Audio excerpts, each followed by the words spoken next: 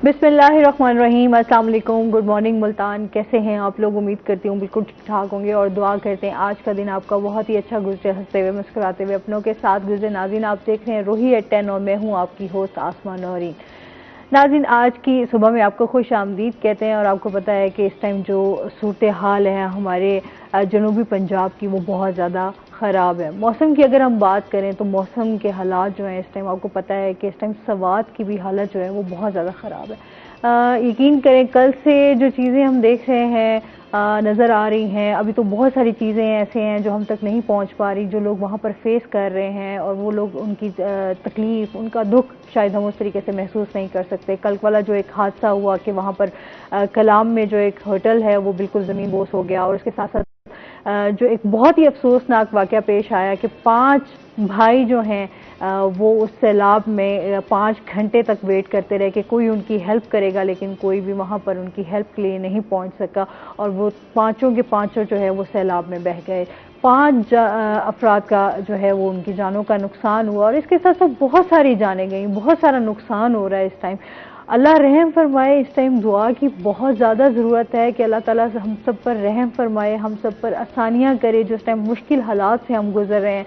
यकीन करें, कल मुझे बड़ा अफसोस हुआ कि हमारे जो लीडर हैं वो जहाज़ पर बैठकर ऊपर से जायज़ा ले रहे हैं। वो ऊपर से बैठ के क्या जायज़ा लेंगे कि वहाँ के जो लोग हैं वो किस तरह फेस कर रहे हैं, उनके क्या हालात हैं, किस तरह वो बेघर हो चुके हैं, उनके माल मवेशी चले गए हैं, उनकी जानें जा रही हैं, उनके प्यारे जा रहे हैं और हम लोग इतने बेबस हैं कि कुछ भी नहीं कर सकते। कुछ भी हमारे पास इस तरह वसाइल नहीं है कि हम उनकी जानें बचा सकें। हमारे जो हुकूमत है, हमारे लीडर हैं, वो कहाँ हैं इस टाइम, जो लोग ये नहीं देख पा रहे कि वो लोग किस अज़ियत से गुजर रहे हैं, किस कर्ब से गुजर रहे हैं, किस तरह उनकी लाइफ इस टाइम जो है इस टाइम अजियतनाक है, दर्दनाक है। वो अपना दुख भी बयान नहीं करते, उनकी आंखें, उनका जिस्म उनका साथ नहीं दे रहे। तो ये तकलीफ हम यहाँ बैठे जो है वो सिर्फ और सिर्फ वीडियोज़ और इन चीज़ों के ज़रिए तो हम देख सकते हैं, लेकिन जो लोग इन चीज़ों से गुजर रहे हैं वो ज़्यादा बेहतर समझ सकते हैं। तो खुदारा सब मिलकर हमारी हुकूमत से अपील है कि प्लीज़ उन लोगों की हेल्प करें, और जो लोग हमें देख रहे हैं हम सबको मिलकर उन लोगों की हेल्प करनी है जो हमसे हो सकता है, जो हमारे चाहे हमारे लिमिटेड वसाइल हैं, लेकिन हमें फिर भी मिलकर उनकी हेल्प करनी है, उनका सहारा बनना है। इस टाइम वो बेसहारा हैं बिल्कुल।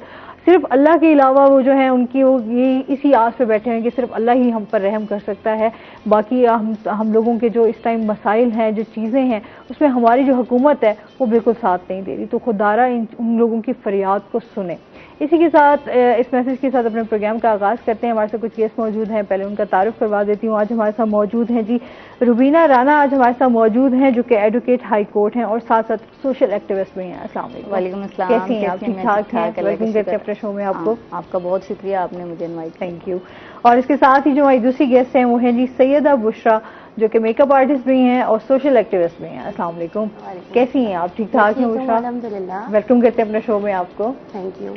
अच्छा जी, आज हम रुबीना से बात करेंगे। एक तो जैसे इनके आपको पता है कि सोशल एक्टिविस्ट भी हैं, उस हवाले से भी जानेंगे कि इनकी क्या एक्टिविटीज़ हैं, और साथ साथ जैसे कम उम्री में बच्चों की शादी कर दी जाती है उस पर क्या लॉ है, किस तरह जो है उस पर काबू पाया जा सकता है, इस पर बात करेंगे। और साथ साथ जो है हम बात करेंगे बुशरा से कि जो इस टाइम हमारे बालों की सूरत हाल है, जो बाल झड़ने लग जाते हैं, बालों के हम केयर नहीं करते, बालों को किस तरह केयर कर सकते हैं, उनका ख्याल रख सकते हैं, किस तरह घने ऐसे शानदार चमकते हुए बाल हम जो है ना हमें चाहिए।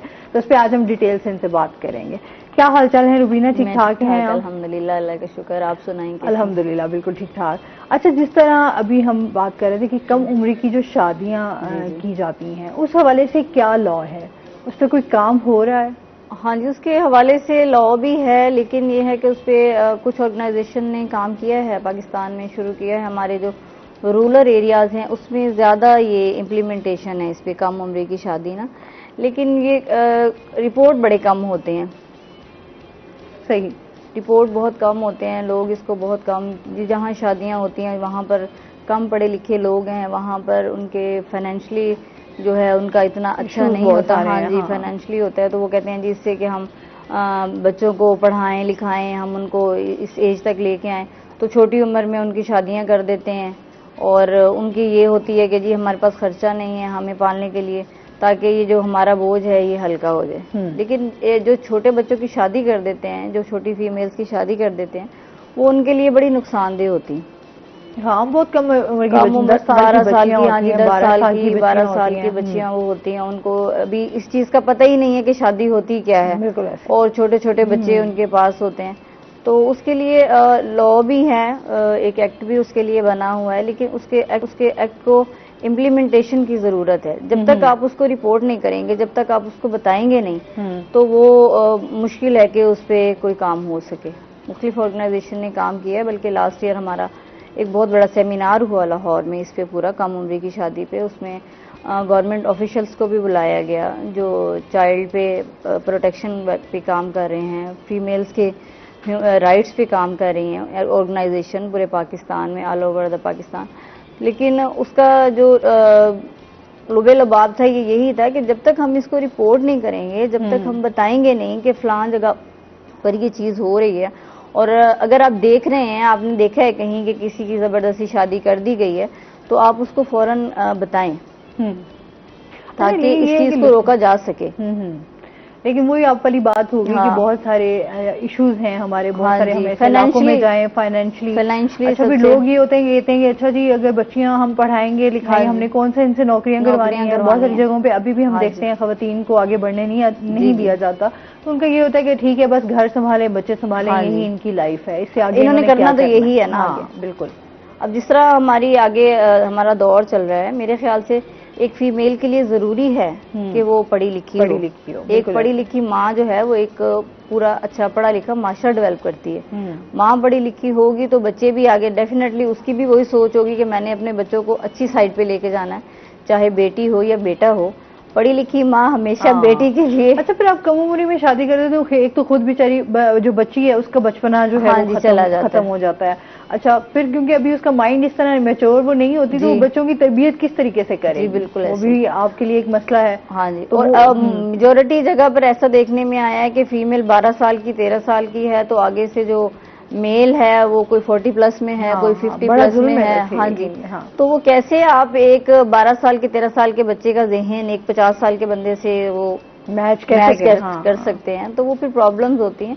इसलिए हमें चाहिए, एक तो एजुकेशन की भी बड़ी कमी है हमारे रूरल एरियाज में, यही मसला है कि वो स्कूलों में भेजते ही नहीं है। अगर ज़बरदस्ती उनको ले भी जाएं तो भी उनकी यही बात होती है कि हमने कौन सा आगे इनसे नौकरियां करवानी है, ठीक है शादी करनी है ना इनकी आगे, हमें अच्छा रिश्ता मिल गया है, हमें कोई अच्छा घर मिल गया है, तो चलो जी अभी से अपना घर संभालें। लेकिन ये चीज नहीं देखते कि जो बच्चा अभी 12 साल का 13 साल का खुद है, जिसका अभी खुद अपना बचपन है, वो किस तरह बच्चों को संभालेगा, वो किस तरह बच्चों को आगे लेके चलेगा।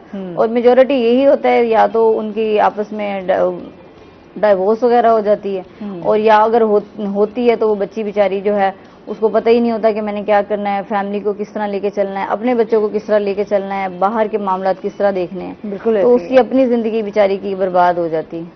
इसलिए जरूरत है उनके खिलाफ कोई सजाएं वगैरह भी जो है वो होती हैं। हाँ जी बिल्कुल, उसके खिलाफ सजाएं भी हैं, बल्कि उसमें एक्ट है, उसको 2018 में दोबारा किया गया है, उसको रिमाइंड किया गया, उसको रिप्लेस किया गया दोबारा, उसमें कुछ अमेंडमेंट्स हुई हैं। अच्छा। उस लॉ में भी। ठीक है। लेकिन जरूरत यही है कि जब तक उसके ऊपर इम्प्लीमेंट अभी जरूरी है, नहीं हो सका जिस तरह होना चाहिए। सही। वो केसेस तो होते हैं हमारे यहाँ, मैरिजेस को जो है वो डाइवोर्स के केसेस तो बहुत आते हैं, दिन ब दिन उसमें इजाफा ही होता जा रहा है। तो है, लेकिन ये कहीं रिपोर्ट नहीं होता है कि जी बच्ची की शादी कर दी गई है, या उसको भी जरूरत नहीं थी, या उसके साथ ये जुल्म हो रहा है, या इस किस्म के केसेस ना अभी तक जो है ना नहीं, बहुत कम है, बहुत कम देखने में। ठीक।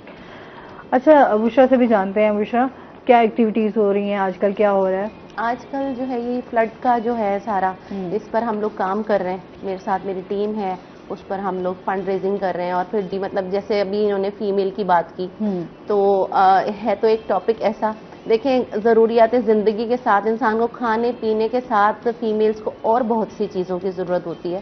तो मैंने उन सब चीज़ों की लिस्ट बनाई है, तो उनके जो फीमेल्स के मसाइल होते हैं उनके हवाले से हम उनके पैकेट्स बना के उनको वहाँ पर पहुँचा रहे हैं। मेरे साथ जो है काफ़ी सारे लोग हैं जो इन टच हैं, और काफी मैं ये कहती हूँ कि आउट ऑफ कंट्री से बहुत लोग हैं जो मुझे सपोर्ट कर रहे हैं इस वक्त इसमें बहुत ज्यादा।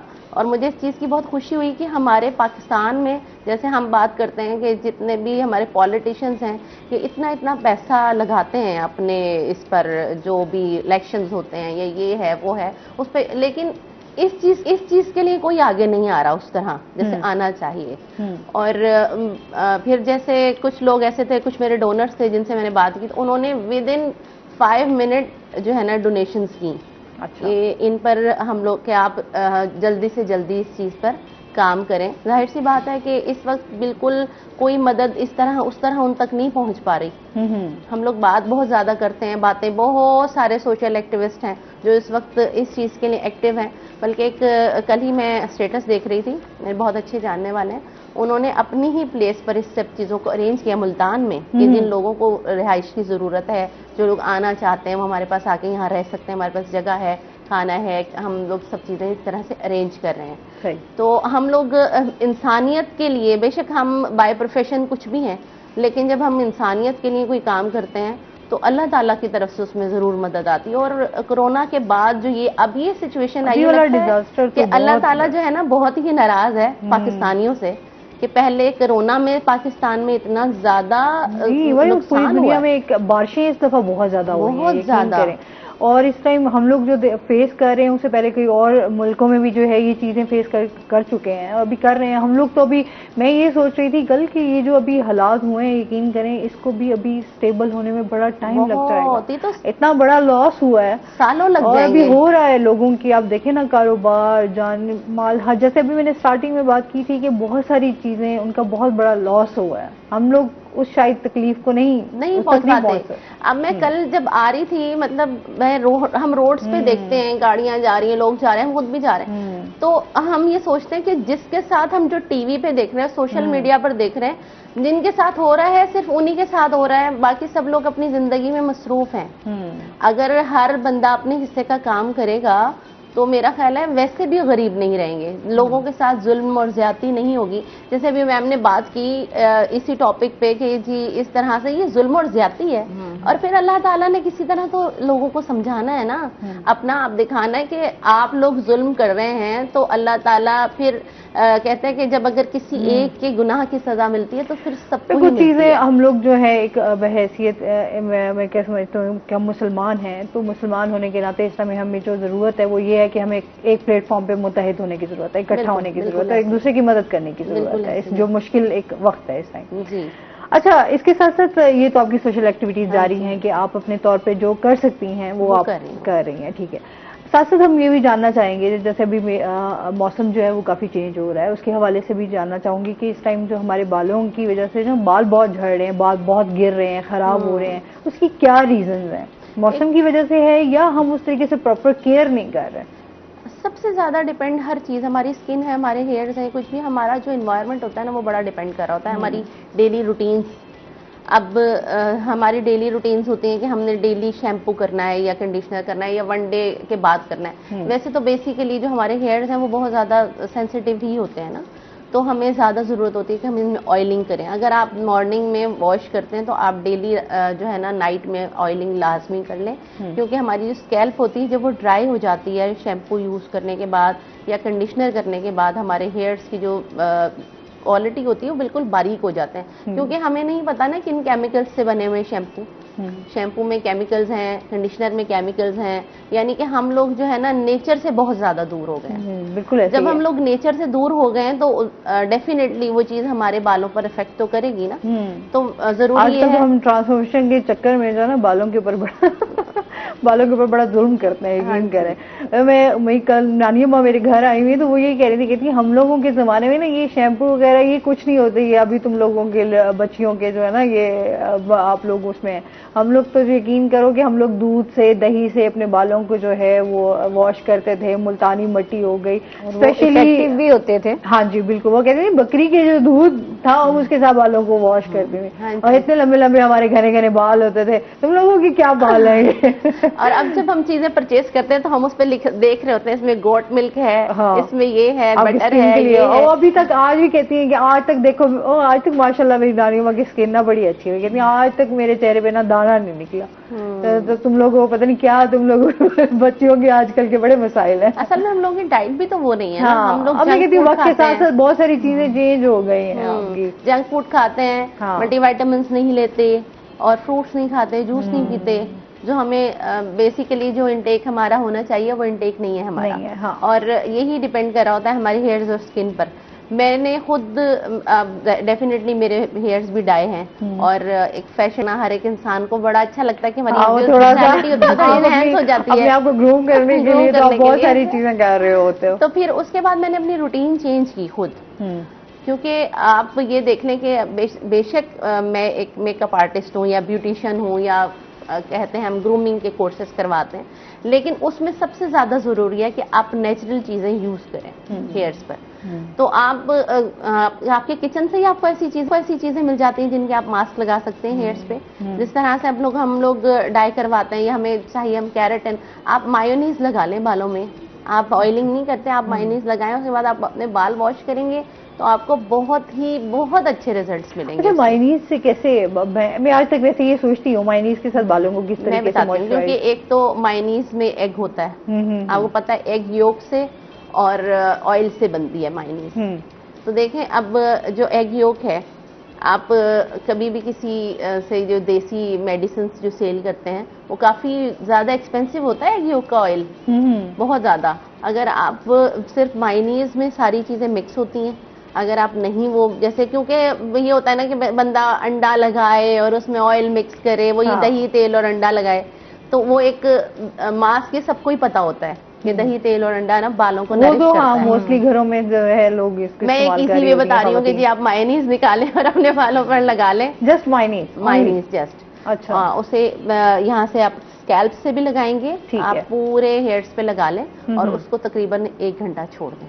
ठीक है, 1 घंटे के बाद आप अपने बाल वॉश करें, पहले सिंपल वाटर से, और ये कोशिश करें कि जब आप वाटर रिंस करते हैं, जैसे सर्दियां होती हैं उसमें हम लोग गर्म पानी यूज करते हैं क्योंकि अब सर्दियां आने वाली हैं, तो आपने कोशिश करनी है कि टोटल अपने हेयर्स को थोड़ा ठंडे पानी से भी वॉश करना है। और जैसे गर्मियां हैं तो हम लोग जैसे पानी यूज करते हैं ठंडा, लेकिन जो हल्का सा वार्म वाटर आ रहा होता है ना टैप में, आप उससे भी अपने बाल वॉश करें। उससे बालों में ना थोड़ी इलास्टिसिटी आती है, जिससे हेयर्स बहुत ज्यादा ना अच्छे हो जाते हैं। ज्यादा ठंडा पानी जो है वो बालों के लिए अच्छा होता है, मतलब ये कि ठंडा पानी भी अच्छा होता है, लेकिन आप जैसे ठंडे पानी से वॉश करें तो आप थोड़े से गर्म पानी से भी 1 हफ्ते में 2 दफा अपने बालों को जरूर वॉश करें। ठीक हो गया, उससे काफी अच्छे रिजल्ट्स मिलेंगे आपको। आप विटामिन ई के जो कैप्सूल्स मिलते हैं वो आप लगा लें हेयर्स पे, स्कैल्प पे, तो स्कैल्प पे ये होता है कि जो ड्राइनेस होती है वो हमारी स्कैल्प से चली जाती है। बेसिकली हमारा जो ताल्लुक हेयर्स का होता है या हमारी स्किन का होता है, हमारी बॉडी जो है वो जिस तरह से हम अपनी बॉडी को की रिक्वायरमेंट्स पूरी नहीं कर रहे होते तो हमारी स्किन डैमेज होनी शुरू हो जाती है। हम डेली बेसिस पे बाहर आते हैं, मेकअप यूज करते हैं, तो उसकी वजह से काफी स्किन पे इफेक्ट्स आते हैं उसके। हेयर्स को हमने कभी स्ट्रेट कर लिया है, कभी हमने उस पर कुछ कर रहे हैं, कभी कुछ लगा रहे हैं, तो ये देखें ना कि हम जब हेयर्स हमारे ग्रो कर रहे हैं तो वो स्कैल्प से कर रहे हैं ना, हम जो इनटेक कर रहे हैं, हमने ये देखना है कि हमारी खाने पीने की रूटीन क्या है। मैं हमेशा जब भी बात करती हूँ इस हवाले से तो मेरा हमेशा से ये टॉपिक होता है कि आप नेचर की तरफ जाएं, ना ये आप महंगी जो है प्रोडक्ट्स लें। मैं ये नहीं कहूँगी कि आप सैलून्स पे जाएं और अपना, क्योंकि मेरा इस चीज़ से कोई कंसर्न नहीं है कि आप महंगे सैलून्स पे जाके जो आप इतने पैसे ज़ाया करते हैं, उसमें बेहतर ये है कि आप अपने घर से चीज़ें लें। आजकल तो वैसे भी बड़ी महंगाई हो गई है। मैं सोचती हूँ पार्लर वालों ने भी थोड़े से डील लगाना शुरू कर दिया, डिस्काउंट देना शुरू कर दिया है। आपकी जो असमा जो ब्यूटी का ताल्लुक होता है ना, वो आपके इनर सेल्फ से बहुत ज्यादा होता है। जब आपकी सेल्फ सेटिस्फेक्शन होती है, जब आप अच्छे इंटेक्स लेते हैं, जूस पीते हैं, डेली रूटीन में अपना एक जूस जो है वो जरूर पिए, विटामिन सी जरूर लें। एक तो ये बड़ा जरूरी है, वैसे ही वो फीमेल्स के लिए जरूरी है, लेकिन अगर आप चाहते हैं ना कि आपका कॉम्प्लेक्शन जो है वो फेयर रहे तो आपने विटामिन सी की जो कैल्सी 1000 टैबलेट्स मिलती हैं वो आपने 3 मंथ्स जरूर पीनी है रेगुलर डेली। उससे वाकई बड़ा इफेक्ट पड़ता है। 12 o'clock लेनी है आपने, उससे आपका जितनी भी पिगमेंटेशन है वो जाएगी, स्किन ग्लो करेगी। सही। अच्छा रुबीना से जान, रुबीना आप वैसे अपने बालों की आप भी केयर करती हैं, आप तो मार्केटिंग लेडी हैं। हाँ जी, बस यही केयर होती है कि जो हमें बाजार से चीज़ें मिलती हैं हम वही यूटिलाइज करते हैं। हमारे पास इतना टाइम नहीं होता कि हम बैठ के तो वो देसी टोट के यूज़ करें। यही होता है कि चलो जी हफ्ते में एक दिन पार्लर पे चले गए, चलो जी उनके काबू आ गए जी, आप जैसे मर्जी जो मर्जी कर दें, ठीक है, आप पार्लर वाले की काबू आती है। आप कर दें जी जैसे सही लगता है। लेकिन ये कि मेरे बाल तो नेचुरली माशाल्लाह वैसे ही अच्छे हैं। मैं जब भी पार्लर जाती हूँ तो मुझे कहती हैं कि मैडम आपको तो ज़रूरत ही नहीं है कि हम आपके कुछ लगाएं, आपको तो न स्ट्रेटनर की ज़रूरत है। मेरे बाल बहुत ज़्यादा सिल्की हैं। अच्छा, और शाइनी। मेरे अपने भी बहुत सिल्की है। अच्छा, लेकिन मैं जब बहुत ज़्यादा, क्योंकि अब डेली अब हेयर स्टाइलिंग की ज़रूरत पड़ती है, आपको टीवी पे आना होता है, तो उसके लिए भी जाहिर सी बात है आपको फिर बहुत ज़्यादा थोड़ा बहुत हाँ जी करवाना तो पड़ता है। वो भी उनकी मर्जी है वो क्या करती हैं। सही। अच्छा, जिस तरह अभी फ्लड के हवाले से भी थोड़ा सा आपसे जानना चाहूँगी कि इस सूरत हाल में काफ़ी लोगों का बहुत कुछ बह गया, पता ही नहीं। अच्छा, आपके उसमें डॉक्यूमेंट्स होते हैं, आपकी चीज़ें होती हैं, तो उस हवाले से आपकी क्या एक्टिविटीज़ हैं? असमा ऐसे है कि जब 2010 में फ्लड आया तो उस वक्त भी मैंने वहाँ भरपूर जो है कोशिश की लोगों के लिए डॉक्यूमेंटेशन के हवाले से। उसमें जो सबसे मेन चीज़ थी उनके आइडेंटिटी कार्ड्स थे। जिस तरह उनकी तमाम चीज़ें सैलाब में बह गई, उसी तरह उनके डॉक्यूमेंट, वो चीज़ें प्रॉपर्टी डॉक्यूमेंट्स उनके वो भी उसमें ही हो गए। पहला मरहला जो होता है वो तो ये होता है ना कि सबसे पहले उनको सेव किया जाए। हाँ, सबसे पहले लोगों की ज़िंदगी इंपॉर्टेंट है, पहले सबसे पहले उसको सेव किया जाए। उसके बाद ये दूसरा फेज़ है जब वो थोड़ा बहुत नॉर्मल होते हैं, अपना कहीं ना कहीं उनका स्टे का हो जाता है बंदोबस्त। उसके बाद फिर उनको ये चीज़ होती है कि जी हमारे ज़मीनी कागजात, हमारे प्रॉपर्टी डॉक्यूमेंट्स नहीं है हमारे पास, किसी का बर्थ सर्टिफिकेट नहीं है, उनके जो यूनियन काउंसिल्स हैं उनका सारा रिकॉर्ड जो है वो तबाह बर्बाद हो चुका होता है। तो उसके लिए सबसे पहले यही है कि अभी तो हमारा ये है कि वो सेफ हों। उनको जो खुराक है, उनके खाने पीने की चीज़ें हैं, उनके पहनने की चीज़ें हैं, उनको किसी सेफ जगह पर मुंतकिल किया जाए। उसमें हमारे लॉयर्स भी हैं, लॉयर्स कम्युनिटी उसमें बड़ा किरदार अदा कर रही है। हम खुद फंड रेज कर रहे हैं। उसके अलावा हम लोगों से भी इस चीज़ की अपील कर रहे हैं कि हमें हमारा साथ दें इस चीज़ में। उसके बाद ये फिर दूसरा फेज़ है, अल्लाह खैर करे इंशाल्लाह। ये जो है जो एक अल्लाह ताला की तरफ से एक आफत आई हुई है, अल्लाह ताला उससे महफूज फरमाए, सबको अपने हिफ्ज़ व अमान में रखे और उन लोगों को भी अपने हिफ्ज़ व अमान में रखे जो वहाँ पहुँच रहे हैं। बिल्कुल ऐसी है जो इतनी मुश्किल में वहाँ पर पहुँच रहे हैं। और मुझे याद है कि हमने तो कश्तियों पे भी सफ़र किया है कि उनको खुराक पहुंचाने के लिए उनको चीजें। तो बहुत सारे लोग जो हैं वो फंसे हुए हैं, हाँ जी, फंसे हुए हैं, मिड में लोग बैठे हुए हैं, या उनके पास थोड़ी सी भी जगह है तो वो अपने घर जाहिर सी बात है कहाँ जाए। हाँ जी, कहाँ जाए वो। तो उसके लिए हमने कश्तियों में भी सफ़र किया है कि चलें जी उन तक खुराक पहुँच सके, उनको थोड़ा हौसला मिले, उनको ये पता हो कि हमारी मदद करने वाला कोई है। जिस तरह आप अभी बता रही थी, मैंने भी रात पढ़ा कि वो 5 बंदे जो हैं वो एक पत्थर पे बेचारे खड़े थे और वो इस आस में थे कि हाँ कि कोई आए। और एक मैंने वो वीडियो भी देखी जिसमें एक बहुत छोटा सा बच्चा पानी में तैरता हुआ जा रहा था। तो एज अ मदर मैं तो वो नहीं देख पाई और मुझे बड़ा उस चीज़ का हुआ कि देखिए हम अपने बच्चों की कितनी केयर करते हैं, हम अपने बच्चों को ज़रा सा घर से बाहर नहीं जाने देते कि कहीं से कुछ हो ना जाए। तो वो भी तो किसी के बच्चे हैं ना, वो बहुत जाने गई हैं। हाँ, अभी उनके लिए सबसे इम्पोर्टेंट चीज़ हाँ यही है कि उनको सेव किया जाए। और उसके बाद फिर दूसरा मरहला है जहाँ हम उनको यहाँ उनके लिए मदद करें। इंशाल्लाह आगे जो उनके ये डॉक्यूमेंट के हवाले से है उसमें भी हम जितना हमसे होगा हम भरपूर उनके साथ ताउन करेंगे, उनके लिए काम करेंगे। सही। मजीद भी इस पे बात करेंगे, जाहिर सी बात है कि ये टाइम है जी, उससे हम सबको मिलके जो है वो फेस भी करना है, चलना भी है, एक दूसरे की मदद भी करना है। इससे मजीद भी जानेंगे। नाज़रीन अभी हमने जाना है ब्रेक पे, हमारे साथ रहिएगा।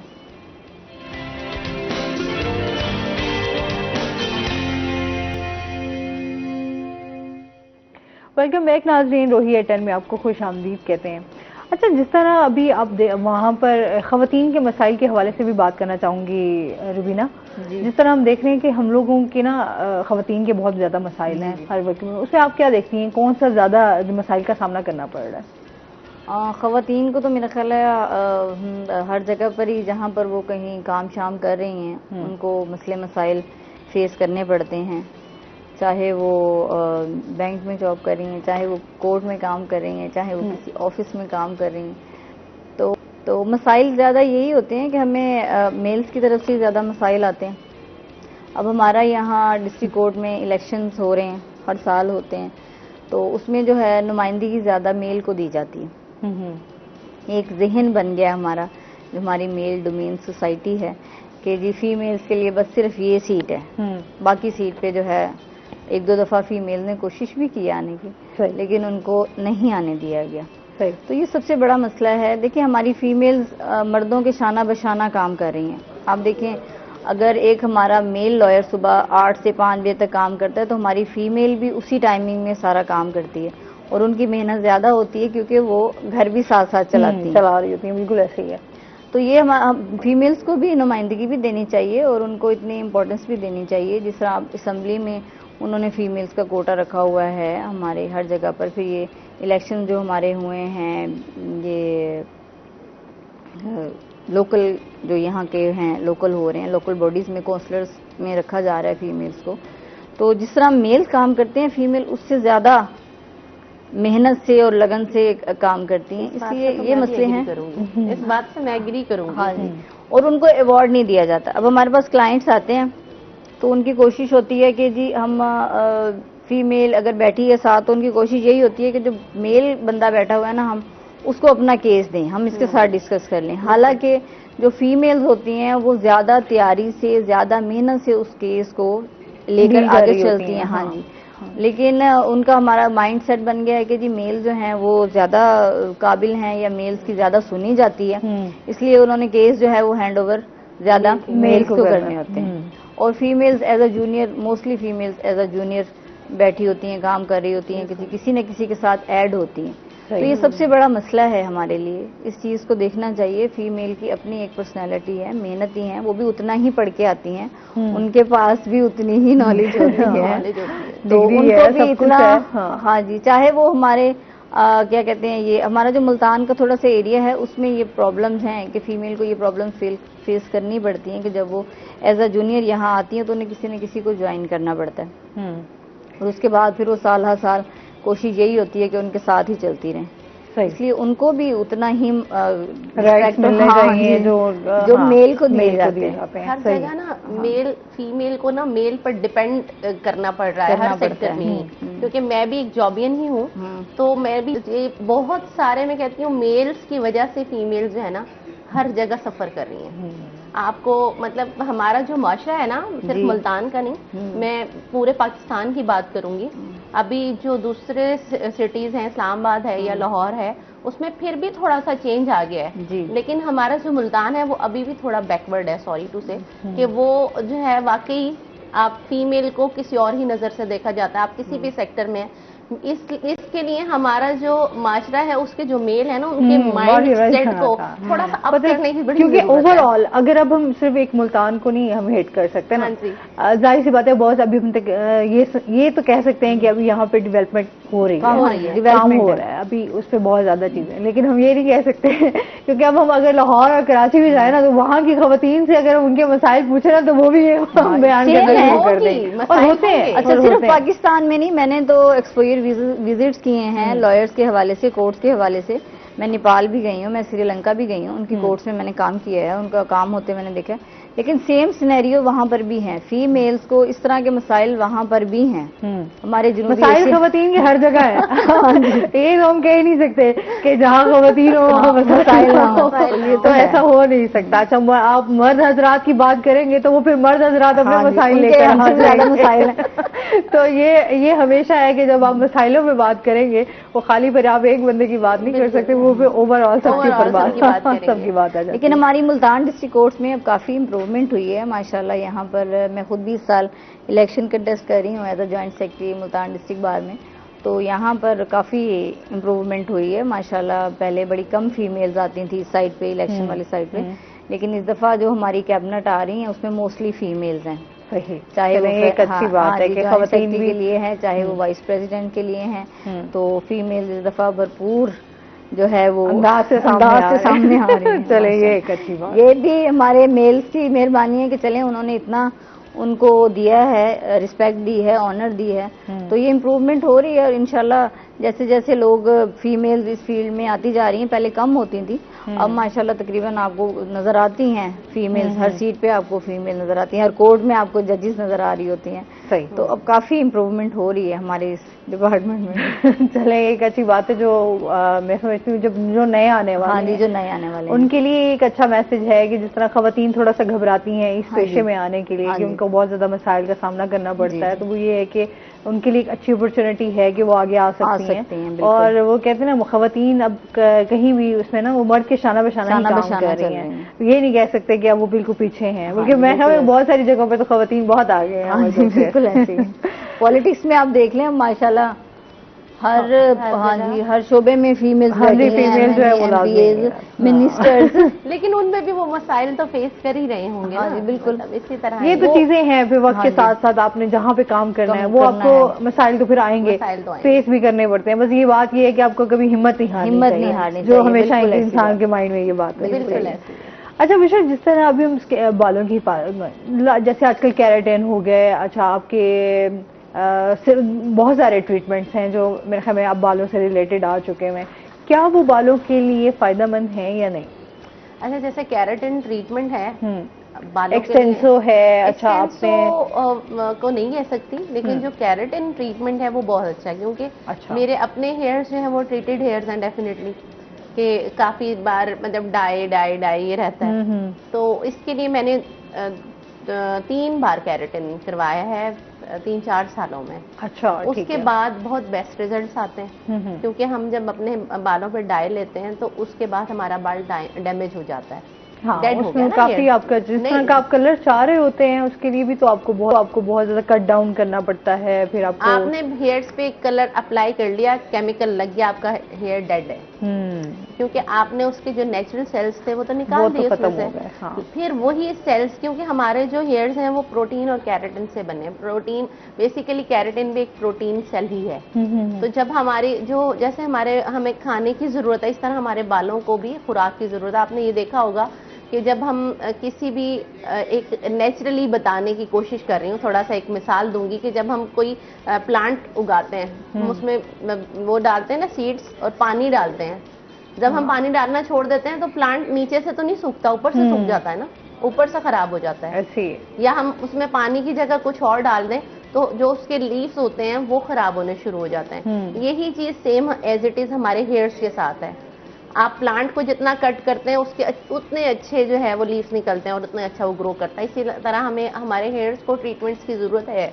अगर आप नेचुरली इसको ऑयलिंग नहीं करते या अपने बालों का ख्याल नहीं रखते, या आपके नेचुरल हेयर्स हैं, वर्जन हेयर्स हैं, फिर तो कोई ऐसे इशू नहीं है। लेकिन वर्जन हेयर्स के साथ भी आजकल इश्यूज इसलिए, क्योंकि एक तो एनवायरनमेंट हमारा ऐसा है, सेकेंडली ये कि हर इंसान की लाइफ में कुछ ऐसे स्ट्रेस हैं जिसकी वजह से हमारी सारी जो है आयरन की कमी हो जाती है फीमेल्स में, या इस तरह विटामिन की कमी होती है, तो उसकी वजह से भी हेयर्स डेड होते हैं। फिर हम जब इस पे ट्रीटेड हेयर्स हो जाते हैं, डाई करवाते हैं, स्ट्रीक्स करवाते हैं, तो उसकी वजह से काफी डैमेज होता है। तो केराटिन इसलिए है कि केराटिन एक ट्रीटमेंट है, ठीक है, वो स्ट्रेटनिंग नहीं उसमें है। अब उसमें भी हम देख रहे हैं ना, केराटिन में भी अब लोगों ने बालों को स्ट्रेट करना, आयरन उसमें लाजमी यूज हो रहा है। वो इसलिए यूज होता है कि जब हम अपने बालों पे प्रोडक्ट अप्लाई करते हैं तो उस पे पहले प्रोडक्ट लगती है, फिर उस प्रोडक्ट को कूल करते हैं। अब हर किसी को उसका तरीका नहीं आता। सब ये कहते हैं कि जी हम जो है वो बन गए हैं, एक्सपर्ट हैं। हर बंदा एक्सपर्ट नहीं होता और हर किसी को में वो एक्सपर्टीज नहीं होती उस चीज की। तो पहले हम जब प्रोडक्ट अप्लाई करते हैं उसके बाद बालों को बिल्कुल कूल करते हैं प्रोडक्ट लगाने के बाद। फिर उस सेल को एक्टिव करने के लिए हीट देना बहुत जरूरी होती है, इसलिए स्ट्रेटनिंग की जाती है।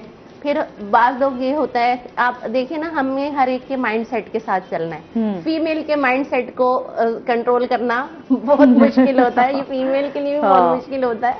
तो उनको ये जो सेटिस्फेक्शन लेवल होता है ना, वो उसके लिए फिर उसको स्ट्रेटनिंग की जाती है। हालांकि केराटिन ट्रीटमेंट में कभी भी बाल डेड स्ट्रेट नहीं होता, स्ट्रेटनिंग नहीं होती। वो एक ट्रीटमेंट है जो आपके हेयर्स, डेड हेयर्स को लाइफ देता है। फिर आपने बाद में उसके आफ्टर केयर होती है, वो बहुत डिपेंड करती है कि आपने फिर उसके बाद बहुत ज्यादा आयनिंग नहीं करनी बालों को, आपने बालों में इस तरह की चीजें नहीं करनी। आप जब डाई करेंगे उसके बाद फिर आयरन, फिर आयरन, फिर आयरन, बाल तो खराब होंगे ना। बेसिकली जब हम आयरन करते हैं तो हमारे जो बालों की नेचुरल पॉलिश होती है वो उतर जाती है। सही बाल, लेकिन अब क्या करें, हेयर स्टाइलिंग भी करना जरूरी है। ये तो है, लेकिन जब थोड़ा बहुत 1 वीक में 2 टाइम आप इस तरह के हेयर मास्क यूज करें केराटिन मास्क बहुत अच्छे हैं मार्केट में, अगर आपने वो नहीं लगाने हैं तो नेचुरल मास्क बनते हैं। अब ऐसा होता है ना कि हम यहाँ पर रेसिपी बना के नहीं दिखा सकते, मॉर्निंग शो में हम बता सकते हैं सिर्फ कि आप इस तरह से आप ये चीजें ले सकते हैं। तो इसमें आप नेचुरली हम जो राइस होते हैं, नेचुरल जो राइस हैं, आप बॉयल राइस के बाद जो उसमें से पानी निकलता है आप वो हेयर्स पे लगाएं, आपके बालों को किसी ट्रीटमेंट की जरूरत नहीं वो लगाने के बाद। अच्छा, बॉयल करें। बॉयल अच्छा, कुछ लोग कहते हैं जैसा भिगो कर रख दें और वो एक डिफरेंट चीज है। वो आप 48 आवर्स के लिए या 12 आवर 24 आवर्स के लिए सिंपल राइस को आप भिगो दें और जो उसका पानी है वो आप निकाल के शावर बॉटल में डाल लें और वो अपनी स्कैल्प पे और अपने बालों पे शावर करना है हर थोड़ी देर बाद, 2 घंटे बाद या हर रोज, जितने दिन वो चलता है। लेकिन जो मास्क के लिए मैं बता रही हूँ वो ये है कि आपने राइस को बॉयल करना है। बेशक आप राइस भी उसके साथ ही ग्राइंड कर लें और साथ में आप वो ले लें मेथी दाना जो होता है। अच्छा, ठीक है। उसको भी भिगो दें साथ ही, ओवरनाइट भिगोना है, फिर बॉयल करना है, फिर उसको आपने हेयर्स पे लगाना है। आप अपने हेयर्स पे ये ट्राई करके देखें, आपको वाकई बहुत अच्छे रिजल्ट्स मिलेंगे। ठीक है, मतलब ये छोटी छोटी चीजें जो आपके घर में भी इस्तेमाल हो रही हैं, तो जाहिर सी बात है आपको ज्यादा वो उसमें नहीं जाना पड़ेगा कि मार्केट से आप जाएं कोई चीज परचेज करें, वो महंगे दामों मिले, फिर आप अपने बालों पे। असल में हम लोग ना अपने आप को खुद ही इग्नोर करते हैं। बेसिकली जो हम लोगों का प्रॉब्लम है वो ये है कि हम सारी चीजों में अपनी सक्सेस के लिए हम अपने आप को माइनस कर देते हैं। अपने आप को कहीं भी माइनस ना करें, अपने आप से प्यार करेंगे तो आप जो है ना वो बाकी दुनिया को उस तरह से टाइम दे सकेंगे ना, क्योंकि हमारे कॉन्फिडेंस लेवल के लिए ये चीजें बहुत ज्यादा जरूरी हैं कि हमने अपने आप को जो है ना वो टाइम देना है। तो अपने दिन में से अपने लिए कुछ घंटे निकालें, केयर जरूरी है। मैं कहती हूँ अच्छा बाल जो है ना वो आपकी शख्सियत को मजीद निखार देते हैं। मैं कहती हूँ अच्छे बाल हों आपके, हेल्दी। अक्सर जैसे हम किसी के, मैं अक्सर ये होता है किसी के लंबे बाल देखूं और बड़े हेल्दी बाल देखूं ना, मुझे बड़ी खुशी होती है। तो यार अच्छा हमारे भी ऐसे बाल होने बड़ी खुशी होती है ना ऐसे लॉन्ग हेयर देख के। अच्छा, वो बहुत सी खवातीन, अच्छा वो भी होता है ना आपके पेरेंट्स में मदर के बाल ऐसे हों नेचुरल, तो वो आपके उसमें फिर बच्चों के बाल भी उसी तरह हेल्दी और बड़े उसमें, ये भी बड़ी चीज है। नेचुरल होता है, लेकिन मेरी तो फैमिली में नेचुरली लॉन्ग हेयर्स हैं, अच्छे हेयर्स हैं। अच्छा। लेकिन मेरे पहले बड़े अच्छे बड़े प्यारे बाल थे, बड़े लंबे हेयर्स थे। फिर जब मैं इस उसमें आई कि मतलब मुझे बड़ा शौक था क्लासेस वगैरह लेने का, तो एक बड़ी अच्छी हेयर एक्सपर्ट हैं, वो इस्लामाबाद से आई थी, उन्होंने मेरा कोई डायमंड कट कर दिया और मेरे सारे बाल इतने से बाल काट दिए। ओहो, ये मेरे साथ भी हो चुका हुआ है। कुछ तो बहुत हुई अपना हेयर स्टाइल, लेकिन जब वो बाल मतलब ब्लो ड्राई वगैरह हो गया, वो बहुत प्यारे लग रहे थे और मैं खुश हो रही थी। लेकिन जब उन्होंने वॉश किए तो मेरे छोटे छोटे से बाल रह गए। उसके बाद ना बालों में वो बात नहीं आई, मतलब एकदम वो आता भी नहीं है। अच्छा, ये भी किसी किसी की हावी में की कटिंग आपकी अच्छी हो जाए और उसके बाद आपके बाल बढ़ जाए, ये भी गनीमत है।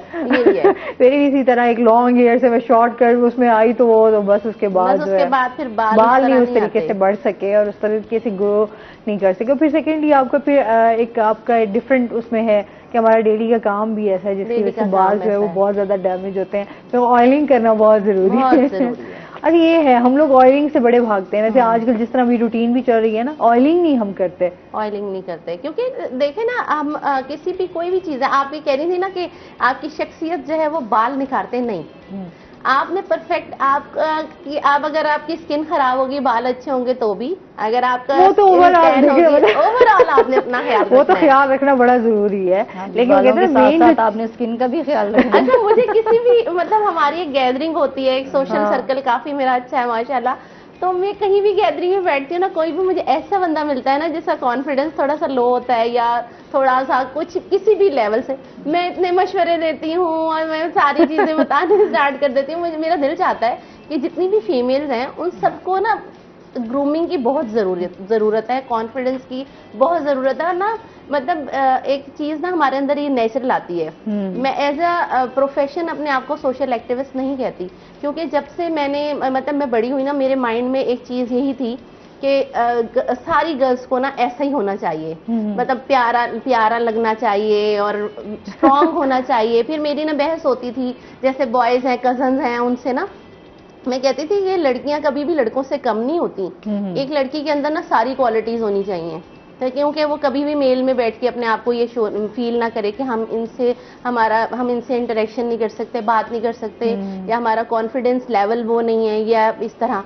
तो कभी कभी मैं ये सोचती हूँ कि मुझसे ना कभी मेरे स्टेटस लगे होते हैं तो काफी लोग क्वेश्चन करते हैं तुम हो क्या बेसिकली, मतलब सोशल एक्टिविस्ट हो, ब्यूटिशियन हो, मल्टी टैलेंटेड हो ना, मैं सारी चीजें करती रहती हूँ। मैं अभी जैसे अभी ये थी कि एक औरत जो है वो सब कुछ बड़े अच्छे तरीके से मैनेज कर सकती है। जैसे अभी मैं रुबीना से भी बात हो रही थी कि काफी चीजें माशाल्लाह से अपनी इनकी एक्टिविटीज हैं, टीचर भी हैं, लॉयर भी हैं, सोशल एक्टिविटीज भी करती हैं, घर को भी मैनेज करती होंगी, तो इतने सारे काम इकट्ठे कैसे मैनेज कर लेती हैं? बस ये थोड़ा सा मैनेज करना पड़ता है। जब आप सब चीज़ों को साथ लेके चलते हो तो फिर आपको उसकी मैनेजमेंट भी समझ आ जाती है कि मैंने किस किस चीज़ को किस किस टाइमिंग में रखना है। तो माशाल्लाह मेरे 3 बच्चे हैं, मेरे 3 बेटे हैं। हाँ जी माशाल्लाह। तो एक बड़ा बेटा मेरा स्कूल गोइंग है, तो ये सारी चीज़ें साथ साथ मैनेज हो जाती हैं अल्हम्दुलिल्लाह, अल्लाह का बड़ा शुक्र है। मुझे 14 इयर्स हो गए हैं इस प्रोफेशन में। अच्छा, 14 साल से मैं यहाँ सोशल एक्टिविटीज़ में भी एक्टिव हूँ अल्हम्दुलिल्लाह। और मुझे सबसे बड़ी बात ये है कि मुझे घर से बड़ी सपोर्ट मिली है।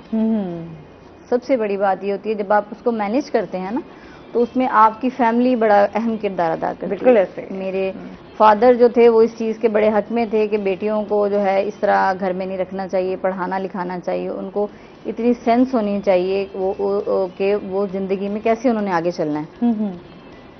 उन्होंने यूनिवर्सिटी, हमारी फैमिली में यूनिवर्सिटी का रिवाज नहीं था कि लड़कियों को एजुकेशन में नहीं भेजना, लेकिन मेरे फादर ने सबसे पहले वो स्टेप लिया और हमें यूनिवर्सिटी में भेजा। और फिर जब मैं इस लॉ वाली साइड पे आई तो मेरी फैमिली में बड़ी मुखालफत हुई। उस वक्त मैं शादीशुदा नहीं थी, अनमैरिड थी। सही। कि जी फीमेल उस वक्त ज़रा थोड़ा था कि लोग बहुत कम फीमेल्स तब आती थी, लेकिन मेरे भाई ने मुझे बड़ा सपोर्ट किया इस मामले में और उनकी ख्वाहिश थी कि मैं जज बनूं, तो इसलिए उन्होंने मुझे लॉ करवाया और फिर अब यहाँ लेके आए। और ये मेरे ख्याल से फैमिली की वजह से आप ये सब चीज़ें मैनेज कर पाते हो। जब फैमिली आपको सपोर्ट करती है तो फिर आपके लिए फिर मेरे ख्याल में मुश्किल नहीं होता। फिर आप हर चीज को अपने तरीके से जो है वो मैनेज कर लेते हो। हालांकि जिस वक्त हम घर जाते हैं, घर शाम को 5 बजे जाने के बाद फिर हमारी शाम को दूसरी एक्टिविटीज शुरू हो जाती हैं। जिस तरह मैं इलेक्शन कंटेस्ट कर रही हूँ, मुझे कैंपेन के सिलसिले में कभी किसी के घर जाना पड़ता है, कभी किसी के घर जाना पड़ता है, तो लेकिन थकन बिल्कुल फील नहीं होती। सही, तो आप फ्रेश रहती हैं? फ्रेश रहती हैं अल्हम्दुलिल्लाह। सही, चले अच्छी बात है।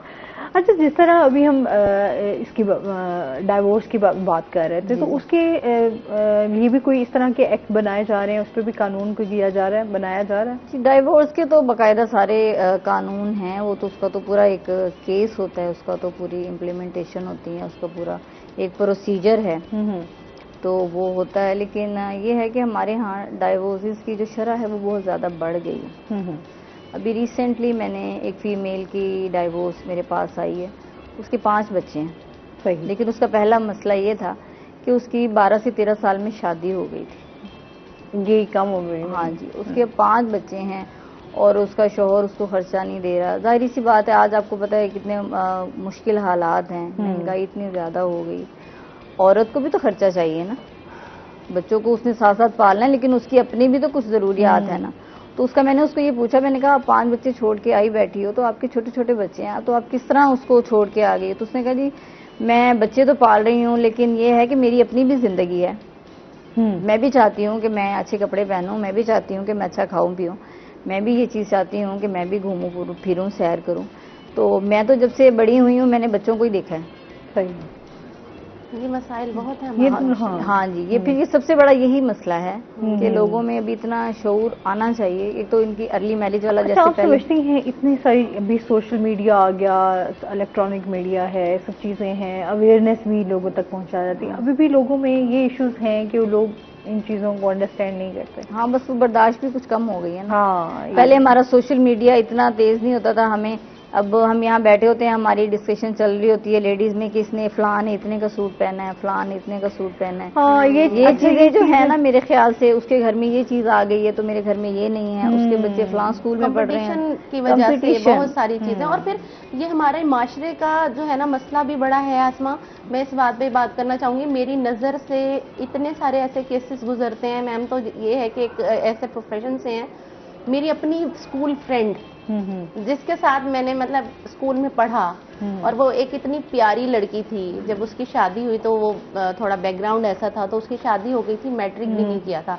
आज उसके हस्बैंड ने जो है 4 बच्चों के साथ उसको छोड़ दिया है, जिसके पास एजुकेशन भी नहीं है। और हस्बैंड ने, ये सोशल मीडिया ने भी बड़ा खराब किया है लोगों को, कि उसके हस्बैंड उसको छोड़ के दूसरी बंदी के साथ है, और वो स्कूल में एक आया की जॉब कर रही है। जो लड़की मतलब एक अच्छी पर्सनैलिटी की थी, आज उसके क्या हालात हैं कि बस ये है कि अवेयरनेस की बहुत अभी भी हम समझते हैं कि कमी है लोगों में अभी, और जिस तरह पेशेंस भी, हाँ पेशेंस की बहुत सबसे बड़ी बात, जब आपके बच्चे हो जाते हैं मेरे ख्याल से औरत के लिए वहाँ पेशेंस रखना जरूरी है। अच्छा, क्या मैसेज देना चाहेंगी आप रुबीना? मैं यही मैसेज देना चाहूंगी कि फीमेल्स को जो है वो हिम्मत करनी चाहिए, हिम्मत कभी नहीं हारनी चाहिए, और जो बंदा आगे बढ़ने की ख्वाहिश रखता है अल्लाह ताला उसको उसका फल जरूर देता है। और वो मेरी अपनी मिसाल है, मेरा पर्सनल एक्सपीरियंस है कि जब आप किसी चीज को करने का सोच लेते हैं ना, तो अल्लाह ताला आपका साथ जरूर देता है। बिल्कुल। आप क्या मैसेज देना चाहेंगी जो हमारी घर बैठी खवातीन हैं, देख रही हैं, वो किस तरह अपनी केयर करें और बालों का ख्याल रखें? मैं मैसेज देना चाहूंगी कि जस्ट बी योर सेल्फ, खुश रहें अपनी जिंदगी में, जो भी जिंदगी के मसाइल हैं उनके साथ अपने आप को जो है इतना कॉन्फिडेंस लेवल आपका इतना अप होना चाहिए। मतलब आपको एक माशरे में जीने के लिए सिर्फ यही सोचना चाहिए कि हम एक अच्छे इंसान हैं, और अपने आप से प्यार करें, अपने आप को टाइम दें। सेकंड, एक मैसेज मैं ये देना चाहूँगी, जितने भी लोग हम लोगों को सुन रहे हैं, मैम भी सोशल एक्टिविस्ट हैं, मैं भी हूँ, तो इस वक्त जो सिचुएशंस हैं, आप लोग, मेरा इतना अच्छा सोशल सर्कल है, वो सब लोग शायद मुझे देख भी रहे हों, तो आप लोग जो है वो इस कंडीशंस में हमारा साथ भी दें, और हमारे लिए हम जो आपसे अगर फंड्स की डिमांड करते हैं, ना भी करें तो आप लोग जो है वो फंड्स दें, क्योंकि हम उन्हीं फीमेल्स के लिए कुछ करना चाहते हैं। बहुत शुक्रिया आप दोनों का। और इसके साथ ही नाज़रीन, अभी हमने जाना ब्रेक पे, हमारे साथ रहिएगा। जब हम ब्रेक से वापस आएंगे तो हमारे से कुछ और गेस्ट मौजूद होंगे।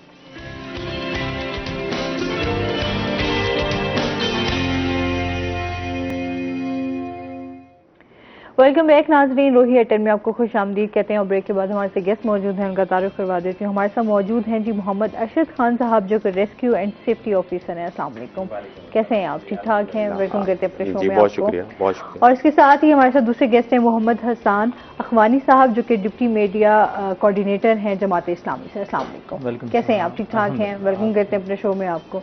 नाज़रीन, आपको पता है कि जिस तरह सैलाब की सूरत हाल है, इनसे उस हवाले से ही दोनों गेस्ट से बात होगी कि वहाँ पर इस टाइम अब क्या सूरत हाल है, किस तरह लोगों को रेस्क्यू किया जा रहा है, उनके मसाइल क्या क्या हैं इस टाइम, उनकी बेसिक नीड्स क्या हैं, क्योंकि हम देखें उनका जानी और माली जो है नुकसान बहुत ज़्यादा हो गया है। अच्छा, जब ये सूरत हाल अभी क्या है वहाँ पर सैलाब के हवाले से?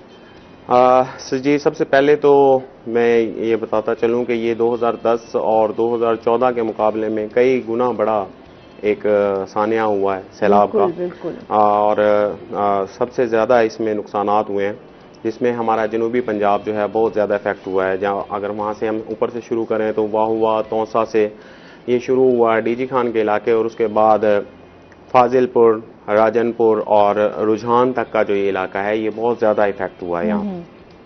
और पानी ने बहुत ज़्यादा नुकसानात किए हैं, लोगों के घर, बस्तियाँ की बस्तियाँ बह गई हैं।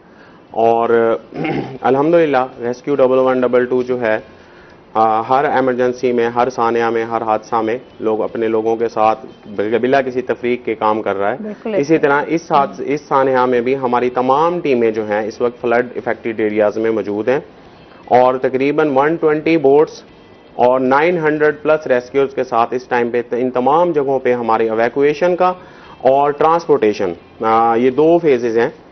एवैक्यूएशन बेसिकली ये है कि जब एक पानी का रेला आया तो वहाँ पे जो लोग फंस गए उनको निकालने के लिए, उनको रेस्क्यू करने के लिए जो हमारा ऑपरेशन हुआ, इसे हम एवैक्यूएशन या रेस्क्यू ऑपरेशन के नाम से कहते हैं। और अब तक हम 22,000 लोगों को एवैक्यूएट कर चुके हैं इन तमाम इलाका जात में से। और उसके बाद जब लोगों को बचा लिया जाता है, फिर दूसरे नंबर पे जो दूसरा फेज आता है वो आता है उनकी अमलाक का। लोगों ने अपने घर के अंदर गंदुम जमा की हुई होती है, किसी के माल मवेशी होते हैं छोटे, और इसी तरह लोगों ने अपने जो बड़े जानवर हैं उनका चारा वगैरह लेके जाना है। ये ट्रांसपोर्टेशन फेज है। तो अब जो ज्यादातर फेज चल रहा है ये ट्रांसपोर्टेशन का भी चल रहा है और साथ में इवैक्यूएशन का भी चल रहा है, ताकि उनके जो नुकसानात हुए हैं, माली नुकसानात हुए हैं, उनके भी हम किसी ना किसी तरीके से उसे मिनिमाइज कर सकें, कम से कम कर सकें। क्योंकि इतना बड़ा डिजास्टर है, इतना बड़ा सानिया है, तो जो तबाही है इसकी बहुत ज्यादा है, बहुत ज्यादा नुकसानात हुए हैं। नुकसान है, यकीन करिए। अभी तो मैं कहती हूँ जनूबी पंजाब है, फिर हम अभी देख रहे हैं सवात में जी, अब ये जो रिसेंट फेज आ रहा है जी बिल्कुल जी। और इसके साथ साथ फिर हम सिंध की तरफ चले जाएं तो बहुत ज्यादा लोगों का, बलोचिस्तान वाली साइड में भी जो है आपकी काफी तबाही फिर है। काफी लोग पंजाब में अल्हम्दुलिल्लाह एक इमरजेंसी रिस्पांस का एक कम्प्रिहेंसिव सिस्टम मौजूद है, रेस्क्यू 1112 की सूरत में, और जिसकी वजह से अल्हम्दुलिल्लाह यहाँ पे जानी नुकसानात बहुत कम हुए हैं। बर वक्त रिस्पॉन्स की वजह से, बर वक्त इवैक्यूएशन की वजह से और एक अच्छी मैनेजमेंट की वजह से, और अल्हम्दुलिल्लाह यहाँ पे दीगर सूबों की निस्बत यहाँ पे अल्हम्दुलिल्लाह अल्लाह का बड़ा शुक्र है कि यहाँ पे जानी नुकसान बहुत कम हुआ है, लेकिन जो सानिया के असरात हैं वो बड़े वाज़े तौर पे नजर आते हैं। बिल्कुल। अच्छा, हसन भी हमारे साथ मौजूद हैं। माशाल्लाह जमात इस्लामी जो है वो काफ़ी एक्टिव नज़र आ रही है, उस हवाले से आप लोग जो है किस तरह देख रहे हैं, वहाँ की क्या सूरत हाल है, लोगों की क्या मसाइल हैं, और आप लोग उसमें आपकी एक्टिविटीज़ क्या हैं? बिस्मिल्लाहिर्रहमानिर्रहीम। अगर देखा जाए तो ये जो सैलाब है ये पाकिस्तान की तारीख में सबसे बड़ा एक ऐसा डिज़ास्टर है कि जो 2005 के ज़लज़ले को भी जिसने पीछे छोड़ दिया। बाकी जो सैलाब आए गुज़िश्ता अरसे के अंदर 2010 और 2014 के अंदर, उससे तो कई गुना ज़्यादा इसने तबाहकारियाँ अपनी जो सी हैं वो इस खत्ते के अंदर और इस पूरे पाकिस्तान के अंदर उसने अपनी। अगर देखा जाए जमात इस्लामी क्या कर रही है, जमात इस्लामी और अल खिदमत फाउंडेशन के जो वर्कर्स हैं वो सबसे पहले यहाँ इन इलाकों के अंदर पहुँचे हैं और पूरे पाकिस्तान के अंदर पहुँचे हैं। वो सिंध हो, वो बलूचिस्तान हो, वो जनूबी पंजाब हो, वो KPK हो, इन्होंने सबसे पहले जाकर अपने तौर पर जो ये कर सकते थे हुकूमती मशीनरी के बगैर वो इन्होंने किया है। आप ये देखिए कि हमारी तो नाअहली ये है कि कल 5 भाई, हाँ जी बिल्कुल, किस तरह से पानी के अंदर 5 घंटे वो वहाँ खड़े रहे हैं, लेकिन हमारे पास एक हेलीकॉप्टर नहीं था। हमारी हुकूमत ने एक हेलीकॉप्टर प्रोवाइड नहीं किया कि उन 5 जानों को बचाया जा सके। और अगर देखा जाए कि वहाँ अगर ये बात चल रही है और बार बार कही जा रही है कि अगर वहाँ यही बिलावल होते, यही हमजा शहबाज होते तो क्या इनको बचाने के लिए कोई ना जाता। जो हेलीकॉप्टर इधर उधर फ्लाई कर रहा है और सिर्फ हवा के अंदर दौरे कर रहा है और ऊपर से खुराक फेंक रहा है, उसकी निस्बत अगर बेहतर था कि अगर ये 5 जाने और एक ही माँ के 5 बच्चे ये बच जाते तो वो ज़्यादा फ़ायदेमंद था। अल खिदमत फाउंडेशन और जमात इस्लामी इस वक्त इस इलाके के अंदर कुक फूड भी पहुँचा रही है। सबसे पहला काम था लोगों को खैमे देने का, क्योंकि बारिशें भी हो रही थी। तो आप यकीन कीजिए कि अभी पिछले दिनों के अंदर 20 तारीख से लेकर कोई 25 तारीख तक सिराजुल हक साहब इस इलाके के अंदर रहे हैं, जनूबी पंजाब और सिंध में गए हैं। जिन लोगों को लोगों ने वोट दिए थे वो भी उनके पास नहीं है। सिंध के अंदर सूरत हाल ये थी कि उन्होंने ख़वातीन भी मौजूद थीं, बच्चे भी मौजूद थे जो सड़क पे खड़े हुए थे और बारिश हो रही थी। उन्होंने खुद अपनी चादर एक निकाल कर दी कि भाई ये एक चादर मेरे पास है, इससे आप लोग कुछ गुजारा करें। और उसके बिल्कुल सामने वहाँ के MNA का पेट्रोल पंप था, जहाँ ना वो पेट्रोल देने के लिए तैयार था और ना वहाँ उनको रात गुजारने के लिए जगह देने के लिए तैयार था। तो अगर देखा जाए तो इस वक्त तो पूरे पाकिस्तान के अंदर तमाम सूबों के अंदर मुख्तलिफ गवर्नमेंट्स हैं, मुख्तलिफ पार्टियों की गवर्नमेंट्स हैं, लेकिन किसी ने भी वो रोल प्ले नहीं किया जो इन्हें करना चाहिए था। इस टाइम बहुत ज़्यादा ज़रूरत है, इस टाइम बहुत ज़्यादा ज़रूरत है कि हम जिस चीज़ के अंदर लगे हुए हैं वो आपस की लड़ाई के अंदर लगे हुए हैं, अपनी कुर्सी बचाने के चक्कर में लगे हुए हैं। लेकिन इस वक्त ज़रूरत कुर्सी बचाने की नहीं है, इस वक्त मुल्क बचाने की ज़रूरत है। यही वोटर हैं, ये नहीं होंगे तो इन्हें वोट कौन देगा? बिल्कुल सही है, ठीक है ना जी। तो जमात इस्लामी ने अपने तमाम ऑफिसेस जो मुख्तलिफ शहरों के अंदर मौजूद हैं, मुख्तलिफ डिस्ट्रिक्ट हेडकोार्टर्स के अंदर मौजूद हैं, उन्हें फौरी तौर पर सिराजुल हक साहब ने ऐलान कर दिया था कि ये हमारे रिलीफ कैंप हैं, मुतासरीन यहाँ के रह सकते हैं, उनको कुक फूड भी मिलेगा और बाकी भी। और उसके साथ में हमने सबसे पहले टेंटिंग को और इन चीज़ों को, उनकी रिहाइश का मसला है। अच्छा, ये काम गवर्नमेंट को करना चाहिए था कि गवर्नमेंट वहाँ स्कूल्स खोल देती। सिंध के अंदर तो स्कूल भी नहीं खोले गए, पंजाब के स्कूल भी बंद हैं, मतलब इनके लिए वो मराकज़ नहीं बनाए गए कि वहाँ उनको लाकर पहुँचाया जाए। और हम लोग तो सोए रहे हैं, हम तो अब जाकर हमारी हुकूमतें जागी हैं और कल से कुछ ना कुछ चीज़ें उन्होंने शुरू की हैं। और इससे पहले तो अगर देखा जाए तो वोटर डूब गया था। हाँ। और ये नुमाइंदे जो उनसे कोई इस्लामाबाद में था, कोई लाहौर में था और कोई कराची के अंदर अपने मजे ले। अच्छा, आप क्या समझते हैं वहाँ पर लोगों के इस टाइम से जो बेसिक नीड्स हैं वो क्या है? उनको छत, जाहिर सी बात है बेघर हो चुके हैं, बिल्कुल उनके पास कोई आसरा नहीं है, बेसरो सामान है, कपड़े नहीं है, इतने दिन हो गए हैं। उनका यही कहना है, उनकी जो एक है कि हम लोग मतलब उनकी एक तो बीमारियां भी बहुत ज्यादा फैल रही हैं, जाहिर सी बात है, क्योंकि सफाई के हवाले से तो कोई इंतजामात नहीं है ना। ऐसी इस वक्त जो सबसे बड़ी उनकी जरूरत है ना, टेंटिंग का काम इस वक्त काफी हद तक मुकम्मल हो चुका है। इस वक्त जो सबसे बड़ी जरूरत है वो उनके लिए गैस के सिलेंडर्स की है। ठीक। इस वक्त उनकी ज़रूरत, चूंकि ज़मीन पर सुलाना लेटाना भी मुश्किल है, क्योंकि इस वक्त यहाँ से ऐसे कीड़े निकलेंगे, नहीं ऐसे चीज़ें निकलेंगी, ऐसे हशरात निकलेंगे कि जो सांप हो सकता है, बिच्छू हो सकता है, जो किसी को काटकर इससे ज़्यादा नुकसान पहुँचा सकता है। सही। और अगर देखा जाए तो यहाँ इस वक्त जो है वो अगर चारपाइयों का इंतज़ाम हो, किसी हद तक टेंट है, खुश्क राशन है, जो जिसके जरिए उनका रहना, उनकी जिंदगी गुजारना कुछ आसान होगा। पीने का साफ पानी उन्हें जरूरत है। सही। उसमें क्या क्या चीजें शामिल होंगी? तो लोग आटा लेके जा रहे हैं, आटा देखिए बारिशें होंगी, आटे खराब, दालें, चावल, पत्ती, जो खुश्क चीजें हैं, जो जितना भी खुश्क राशन है वो जो होगा वो ज्यादा से ज्यादा इसके अंदर उनके लिए फायदेमंद साबित होगा। खुश्क राशन जो है, खुश्क राशन अपनी जगह पे, लेकिन असल में उन्हें इस टाइम पे जो है सबसे ज्यादा पक्का पकाया खाने की जरूरत है। हाँ, क्योंकि आप देखें, आप खुश्क राशन अगर दे देते हैं उन्हें, तो उनके पास तो सर छुपाने की जगह नहीं है। हाँ, तो वो कैसे पकाएंगे कैसे? और उसके बाद खुश्क राशन पड़ा है, बारिश ऊपर से हो रही है, तो वो तो ऑलरेडी एक्सपायर हो जाएगा। अच्छा, एक कॉलर हमारे साथ मौजूद है। अस्सलाम वालेकुम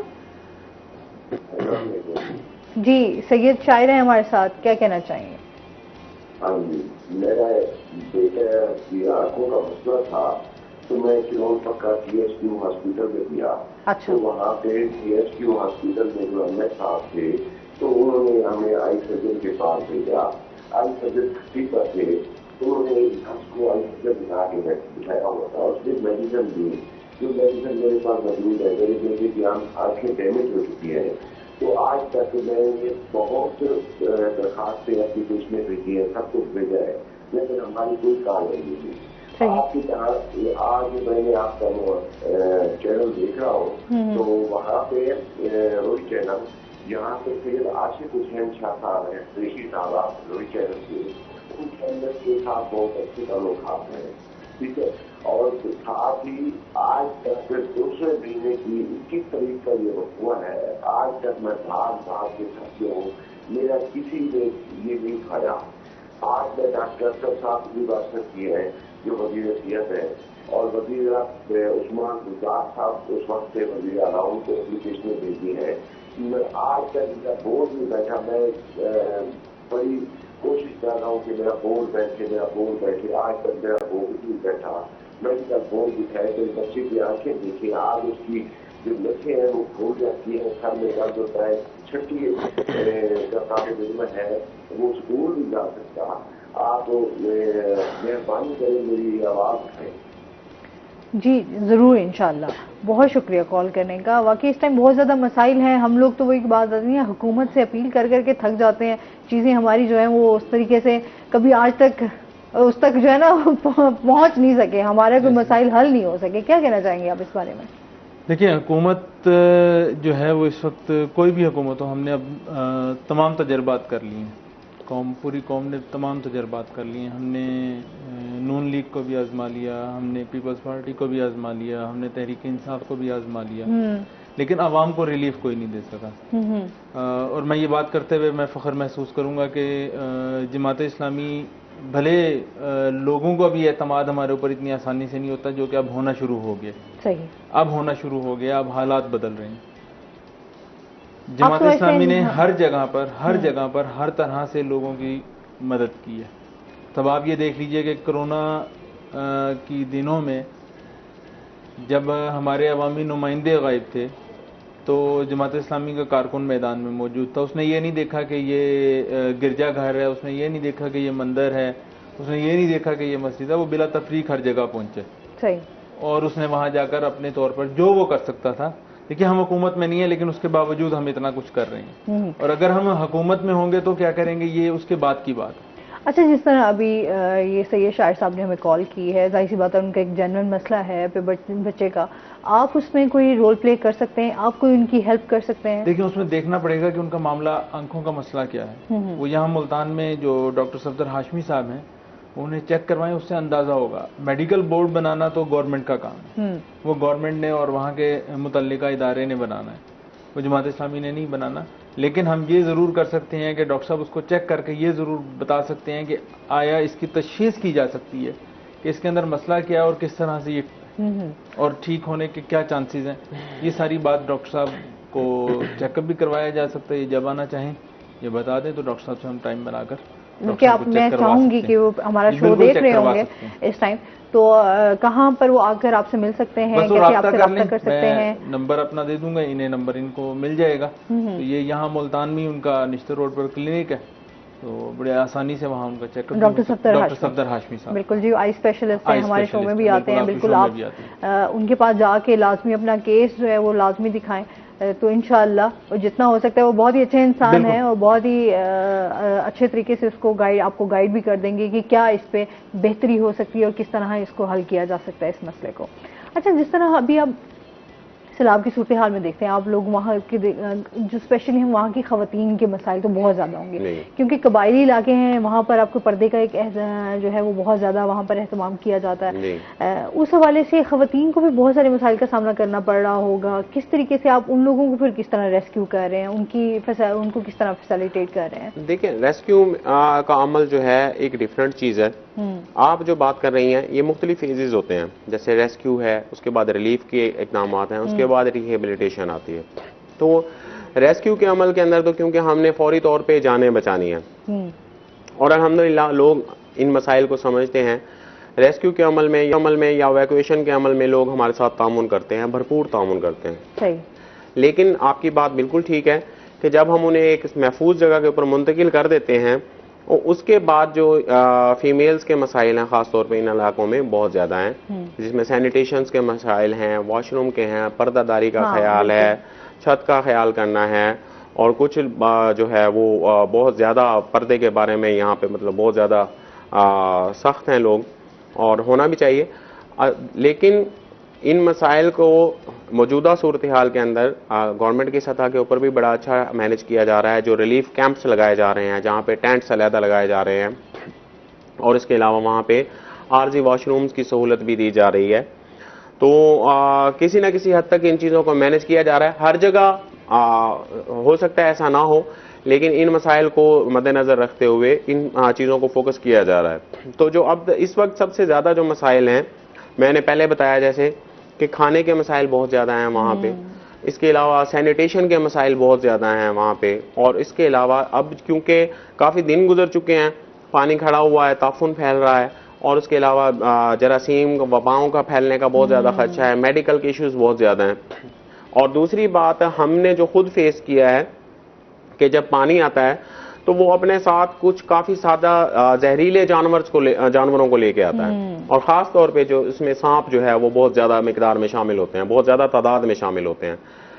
और जब ये सांप पानी के साथ बह के आता है तो ये खुद बहुत ज़्यादा गुस्से की हालत के अंदर होता है, क्योंकि ये बह रहा होता है, खुद इसे चोट लग रही होती है, एक जगह से दूसरी जगह मुंतकिल हो रहा होता है। तो ये फिर अपने बचाव के लिए ये क्या करते हैं, ये किसी ऊंची जगह पे पहुंचने की कोशिश करते हैं। खासतौर पे दरख्तों पे सांप बहुत ज़्यादा होते हैं। और जब इंसान है, हमारे जो लोग हैं, जब ये पानी में फंसते हैं तो वो पनाह लेने के लिए भी जब दरख्तों के ऊपर चढ़ते हैं तो वहाँ पे ऑलरेडी मतलब ये चीज़ें मौजूद होती हैं, तो ये नुकसान का बायस बनते हैं। वहाँ पे हमारी अल्हम्दुलिल्लाह इसी लिहाज से मेडिकल टीमें भी मौजूद हैं, बाकायदा एम्बुलेंसेस भी वहाँ पे मौजूद हैं, और जिसमें हमने स्नेक बाइट के जितने भी पेशेंट्स होते हैं उन्हें हम फर्स्ट एड मौका पे देने के बाद उसके बाद एडवांस ट्रीटमेंट के लिए जो करीबी हॉस्पिटल्स हैं, THQs हैं, DHQs हैं, वहाँ पे उन्हें पहुँचाया जाता है और वहाँ पे उन्हें तिब्बी इमदाद दी जाती है। लेकिन इन सब चीज़ों का अल्टीमेटली लोगों को ख्याल रखना चाहिए। नीचे ख़ास तौर पे जैसे इन्होंने बताया कि नीचे सोने के साथ साथ बहुत ज़्यादा खतरा है, क्योंकि वहाँ पे बहुत ज़्यादा कीड़े और जहरीले जानवर जो हैं वो निकल रहे हैं पानी के बहुत ज़्यादा खड़ा रहने की वजह से। तो इस हवाले से भी सेफ्टी मेजर्स लेने की बहुत ज़्यादा ज़रूरत है। और अच्छा, जो लोग, जाहिर सी बात है, जिन लोगों ने अपने मकानात अभी तक नहीं छोड़े, जो लोग अभी भी मिड में बैठे हुए हैं, लोग अपना घर छोड़ने को तैयार नहीं है, चाहे उनकी पूरा घर तबाह हो गया लेकिन वो उसी जमीन पर मौजूद है, उनको किस तरह रेस्क्यू कर रहे हैं, वो उसके हवाले से भी थोड़ा सा बताइएगा। या उन तक खाना वगैरह होता है? जी बिल्कुल। एक्चुअली होता क्या है कि जब हम किसी बस्ती में पहुंचते हैं, किसी घर में पहुंचते हैं जो कि सैलाब के अंदर घिरा हुआ है, तो वहां पे जो मौजूद उनकी अमलाक हैं, उनकी हिफाजत के लिए हर बंदा 1 या 2 लोगों को वहां पे वो छोड़ते हैं। सही। उन्हें बताया जाता है कि आपकी जान को खतरा है, आप भी साथ चलें, लेकिन क्योंकि आपको पता है कि ये एक अटैचमेंट है या क्या कहेंगे कि उनका एक विरसा है, वो उस चीज को उन्होंने प्रिजर्व करना है, उसे सेव करना है उन्होंने, तो इसलिए वहां पे उसकी हिफाजत के लिए 1 या 2 लोग वो मौजूद रखते हैं, जो कि उन जानवरों का ख्याल रखता है, जो बड़े जानवर होते हैं, गाय भैंस वगैरह है, या उनकी दीगर अमलाक हैं, उनको वो हिफाजत के लिए वो वहां पे बंदों को रखते हैं। हमने क्या किया, क्योंकि वो लोग पानी के अंदर मौजूद हैं, पानी के साथ घिरे हुए हैं, उनके पास खुराक का मसला है, दीगर मसाइल हैं, उनके लिए लाइटिंग के इश्यूज हैं, तो हमने ये किया कि जिस तरह दीगर फलाही तंजीमें हैं, बहुत ज़्यादा वहाँ पे अब काम अब शुरू हो गया है, तो हम लोग ये जो तंजीमें हैं या जो मुखय्यर हजरात हैं, ये जैसे खाना वगैरह लेके आते हैं, सही, तो इनके पास खाना तो मौजूद होता है, लेकिन ये अब आगे पहुँचाएंगे कैसे? उन लोगों तक कैसे पहुंचेगा? तो हम लोग इन्हें ये सहूलत देते हैं कि हमारी जो बोट्स हैं वहां पे, हम उन बोट्स के अंदर, क्योंकि हम वो इलाका विजिट भी कर चुके होते हैं, ठीक है, वहां पे हम ऑपरेशन भी कर चुके होते हैं, हमें पता भी होता है हो गया होगा कि भी कहाँ पे कितने कितने लोग हो सकते हैं, तो हम वो खाना पीना और पानी और दीगर जो चीजें हैं वो जो लेके आते हैं, हम उनकी डिस्ट्रीब्यूशन में हम इन इदारों को हेल्प आउट कर रहे हैं, और उन लोगों को जो वहां पे फंसे हुए तो नहीं कह सकते उन्हें, लेकिन वो रुके हुए हैं वहां पे, खुद रुके हुए हैं, ठीक है, तो उन तक हम खाना वगैरह भी पहुंचाते हैं। जो ट्रांसपोर्टेशन की मैंने बात की कि हम ट्रांसपोर्टेशन करते हैं, ट्रांसपोर्टेशन बेसिकली यही मीन है कि उन तक हमने खाना वगैरह भी पहुंचाना है, उनकी जो दीगर जरूरियात हैं, इवन जो चारा वगैरह दिया जाता है, लाइफ स्टॉक या दीगर महकमे जो है वो जब क्योंकि देखें चारा तो है ही नहीं, जहाँ हर जगह बिल्कुल वहाँ पे पानी है, तो दीगर जगहों से जब चारा वगैरह या जानवरों की खुराक वगैरह पहुंचाई जाती है, तो वो भी हम ट्रांसपोर्ट करते हैं उन तक, ताकि इंसानों के साथ साथ जो ये हमारे ये भी जानवर जो हैं, ये इनकी भी जिंदगी और इनकी भी बका को महफूज किया जा सके। सही। तो इन तमाम चीजों के अंदर हम मेरा सिर्फ एक ही बात है कि ये दिन रात के जो ऑपरेशंस हैं, इसके अंदर आवाम हमारे साथ अल्हम्दुलिल्लाह बड़ा अच्छा तामुन करते हैं, और ये हमारे जो रेस्क्यूअर हैं, हम दिन रात लोगों के लिए काम कर रहे हैं, दिन रात लोगों की खिदमत के लिए काम कर रहे हैं। कुजा इसके कि कोई जो है रेस्क्यूअर हमारा लाहौर से आया हुआ है, हमारी लाहौर से भी टीम गई हुई है, रहीम यार खान से गई हुई हैं, लोधरा, बहावलपुर, मुल्तान से हमारी काफ़ी ज़्यादा टीम्स गई हुई हैं, डीजी खान से, तो तकरीबन ये तमाम इलाकों से हमारी टीम्स वहाँ पे गई हुई हैं। सही। तो इन लोगों की हिफाजत के लिए तमाम हमारे जो रेस्क्यूज हैं, अपना घर बार छोड़ के, अपने बीवी बच्चों घर वालों को छोड़ के, सिर्फ इन सैलाब ज़दगान की मदद के लिए, इनकी एमरजेंसी की सूरत हाल को नहीं, ये तो बात है, और वाकई हम इस बात को अप्रिशिएट करते हैं कि हमेशा जब भी कोई इस तरह का डिजास्टर आया है, या भी कोई भी मुश्किल आई है, या भी कभी भी कोई भी इस तरह के एक्सीडेंट के जो हम देखते हैं आए दिन वाकयात होते हैं, उसमें रेस्क्यू की टीमें जो हैं वो हमेशा आगे होती हैं, और ये एक अच्छा इनिशिएटिव था हुकूमत की तरफ से कि लोगों के जो मसाइल थे, इस तरह की चीजें हो जाती थी, ध्यान नहीं दिया जाता था, तो रेस्क्यू की टीमें फौरन इमरजेंसी की सूरत में वहां पर पहुंचती। अल्हम्दुलिल्लाह। और उसका अल्टीमेट इफेक्ट मैंने पहले बताया, अल्टीमेट इफेक्ट आप ये देखें कि दूसरे सूबों की निस्बत हमारे यहाँ, हमारे पंजाब के अंदर जो जानी नुकसानात हैं वो कंपैरेटिवली बहुत कम हुए हैं। लेकिन जिस तरह हम लोग देख रहे हैं जानी नुकसानात जो है वो जनूबी पंजाब में तो बहुत ज्यादा हुआ है। लेकिन मैंने कहा आप फिगर देखें, आप बलूचिस्तान के फिगर्स देखें, सिंध के फिगर्स देखें, उनसे जो है मैंने कहा कंपैरेटिव आप देखें तो हमारे पंजाब के अंदर बहुत कम नुकसानात हुए हैं अल्हम्दुलिल्लाह। अच्छा। लेकिन उनको क्योंकि हमने सेफ इवैक्यूएशन भी दी, टाइमली इवैक्यूएशन दी, और दूसरी बात जो है वो हम पहले भी आपसे मैं ये डिस्कस कर रहा था कि जो मुतलका इदारे हैं उनकी तरफ से अर्ली वार्निंग दे दी जाती है। ठीक है, जहाँ पे भी पानी जो है वो कर दिया जाता है कि अभी जो है सैलाब आने वाला आने है, का तो खदशा आप है, लोग अपने घरों वगैरह को खाली कर जी दें, खाली कर दें, मूव कर जाएं। हाँ, महफूज इलाके की तरफ आप मूव कर जाएं। ये वाला इलाका जो है ये खतरे में है। अभी जैसे ये रिसेंटली जो अभी ये सैलाब का खतरा चल रहा है, जिसमें 4 सरदार नौशहरा को देखे ना अर्ली वार्निंग दी गई है वहां से मूव होने के लिए, इसी तरह यहाँ पे भी अर्ली वार्निंग दी गई। लेकिन एक जनरल बिहेवियर है हमारी आवाम का, हम लोगों का, हम चीजों को सीरियस नहीं लेते, चीजों को संजीदा नहीं लेते। तो वही होता है ना कि घर बार होता है, फिर हम कहते हैं कि अच्छा चलें, वक्त एक अल्लाह से उम्मीद भी तो होती है इंसान को, एक वो भी इंसान नहीं छोड़ता कि अच्छा शायद हम लोग बच जाएंगे और चीजें हमारी बच जाएंगी। लेकिन मैं नुकसानात की बात कर रहा हूँ कि नुकसानात होते क्यों हैं। जब हम चीजों को नजरअंदाज करना शुरू कर देते हैं तो वो एकदम से जब सूरत हाल बिगड़ती है वो बहुत ज्यादा बिगड़ जाती है, बहुत ज्यादा बिगड़ जाती है। फिर पैनिक क्रिएट होता है और एक उस पैनिक के अंदर जो है ये नुकसानात ज्यादा होना शुरू हो जाते हैं। सही। अच्छा हसन, आपने वहाँ देखा जहाँ पे कोहे सलमान पे भी जो है वो काफी लोग इस टाइम वहां पर तो ये सूरत हाल थी कि फंसे हुए हैं, बारिश भी हो रही है, मौसम क्योंकि अभी जो है उस तरीके से प्रॉपर वहां पर धूप वगैरह नहीं निकली और बारिशें जो हैं वो हो रही हैं मुसलसल।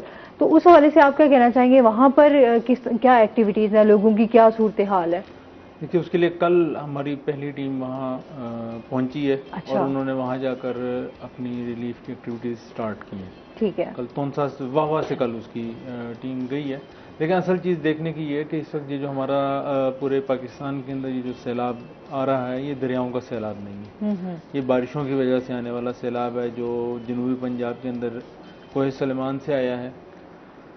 अब सोचने की बात यह है कि हमने गुज़िश्ता डिजास्टर से हमने क्या सीखा और आइंदा भी हम सीखेंगे या नहीं सीखेंगे। मसला ये है कि अब आप ये देखिए कि तोनसा से हमारे वजीर आला रहे उस्मान बुज़दार साहब, मुश्किल से एक चक्कर उन्होंने तोनसा का लगाया है इन दिनों में, और वहां जो डैम बनाया गया था वो डैम इस पानी का नजर हो गया। छोटा डैम उन्होंने वहां एक छोटे डैम जो है वो इसी तरह टूट गए। अच्छा, अब वहां पर काम हो सकता था कि हम वहां पर पहले से नालों की सफाई करवाते। हमें 10 दिन पहले से हमें पता चल जाता है। महकमा मौसमियात भी बहुत अर्ली आपको वार्निंग देते हैं कि जी अब ये बारिशें होंगी, अब इतनी रफ्तार से पानी होगा, इतना मिलीलीटर पानी होगा। लेकिन हमने उसके लिए कोई चीज़ नहीं की। ये काम, सारा काम सिर्फ रेस्क्यू और एनजीओज का नहीं है। हाँ। ये काम गवर्नमेंट का भी है।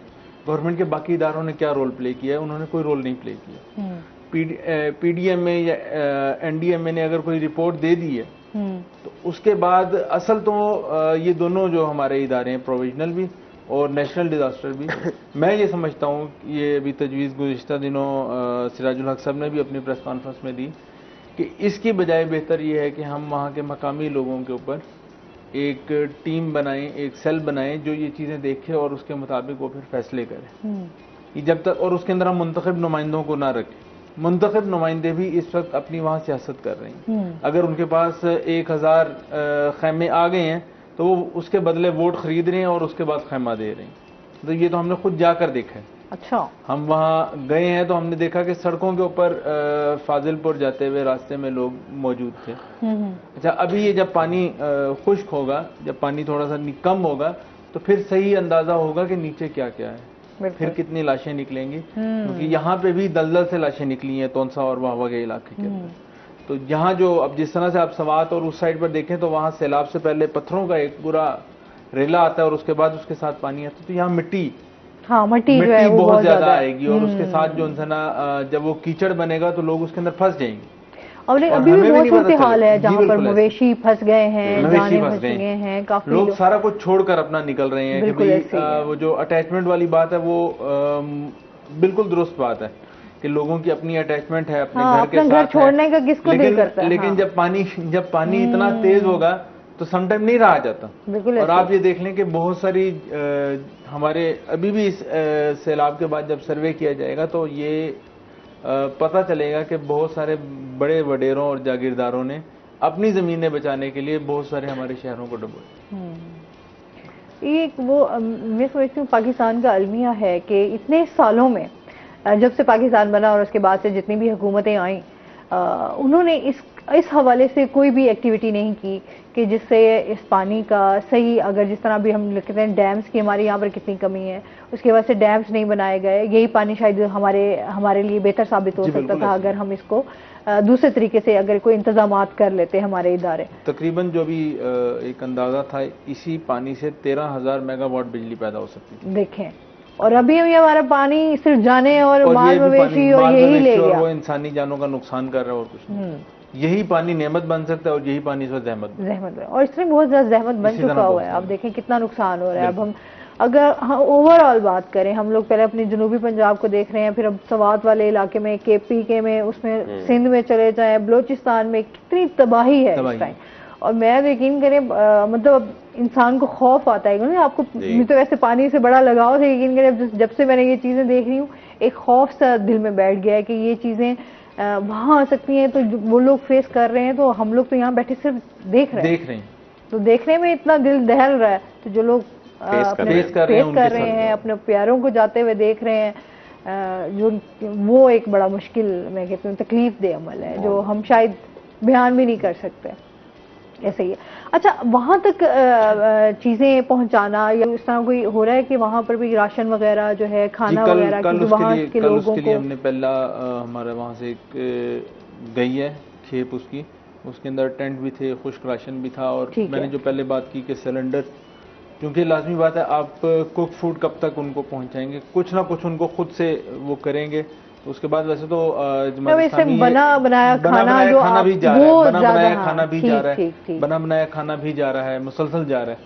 तो जो चीज़ है वो तो असल इनकी बहाली तक है। मतलब जो आज उदास चेहरे हैं, इनके चेहरों के ऊपर दोबारा से वो मुस्कान लाना है कि जो जिसको भी टाइम लगेगा, बहुत टाइम लग जाएगा। बिल्कुल, इस पे मजीद हम बात करेंगे। नाज़रीन, अभी हमने जाना है ब्रेक पे, हमारे साथ रहिएगा।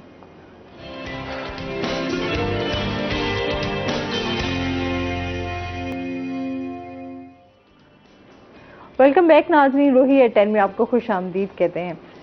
अच्छा, जिस तरह अभी हम बात कर रहे थे कि सैलाब की जिस तरह सूरत अलर्ट कर दिया जाता है, तो उसके बाद कोई एक्टिविटी इस तरह की नहीं होती कि लोगों को वहां से मूव किया जाए या कोई इस तरह के, अच्छा हम लोग कहते हैं पाकिस्तान का अलमिया, कोई इस तरह के इदारे बनाए जाते जहां पर लोगों को जो है बाहिफाजत वहां से लेकर वहां मुंतकिल कर दिया जाता, ताकि कुछ टाइम के लिए अगर कोई इस तरह का हादसा आता भी है, डिजास्टर आता है, तो उनको थोड़ा सा हौसला मिल सके और इंसानी जानों को नुकसान न पहुंच सके।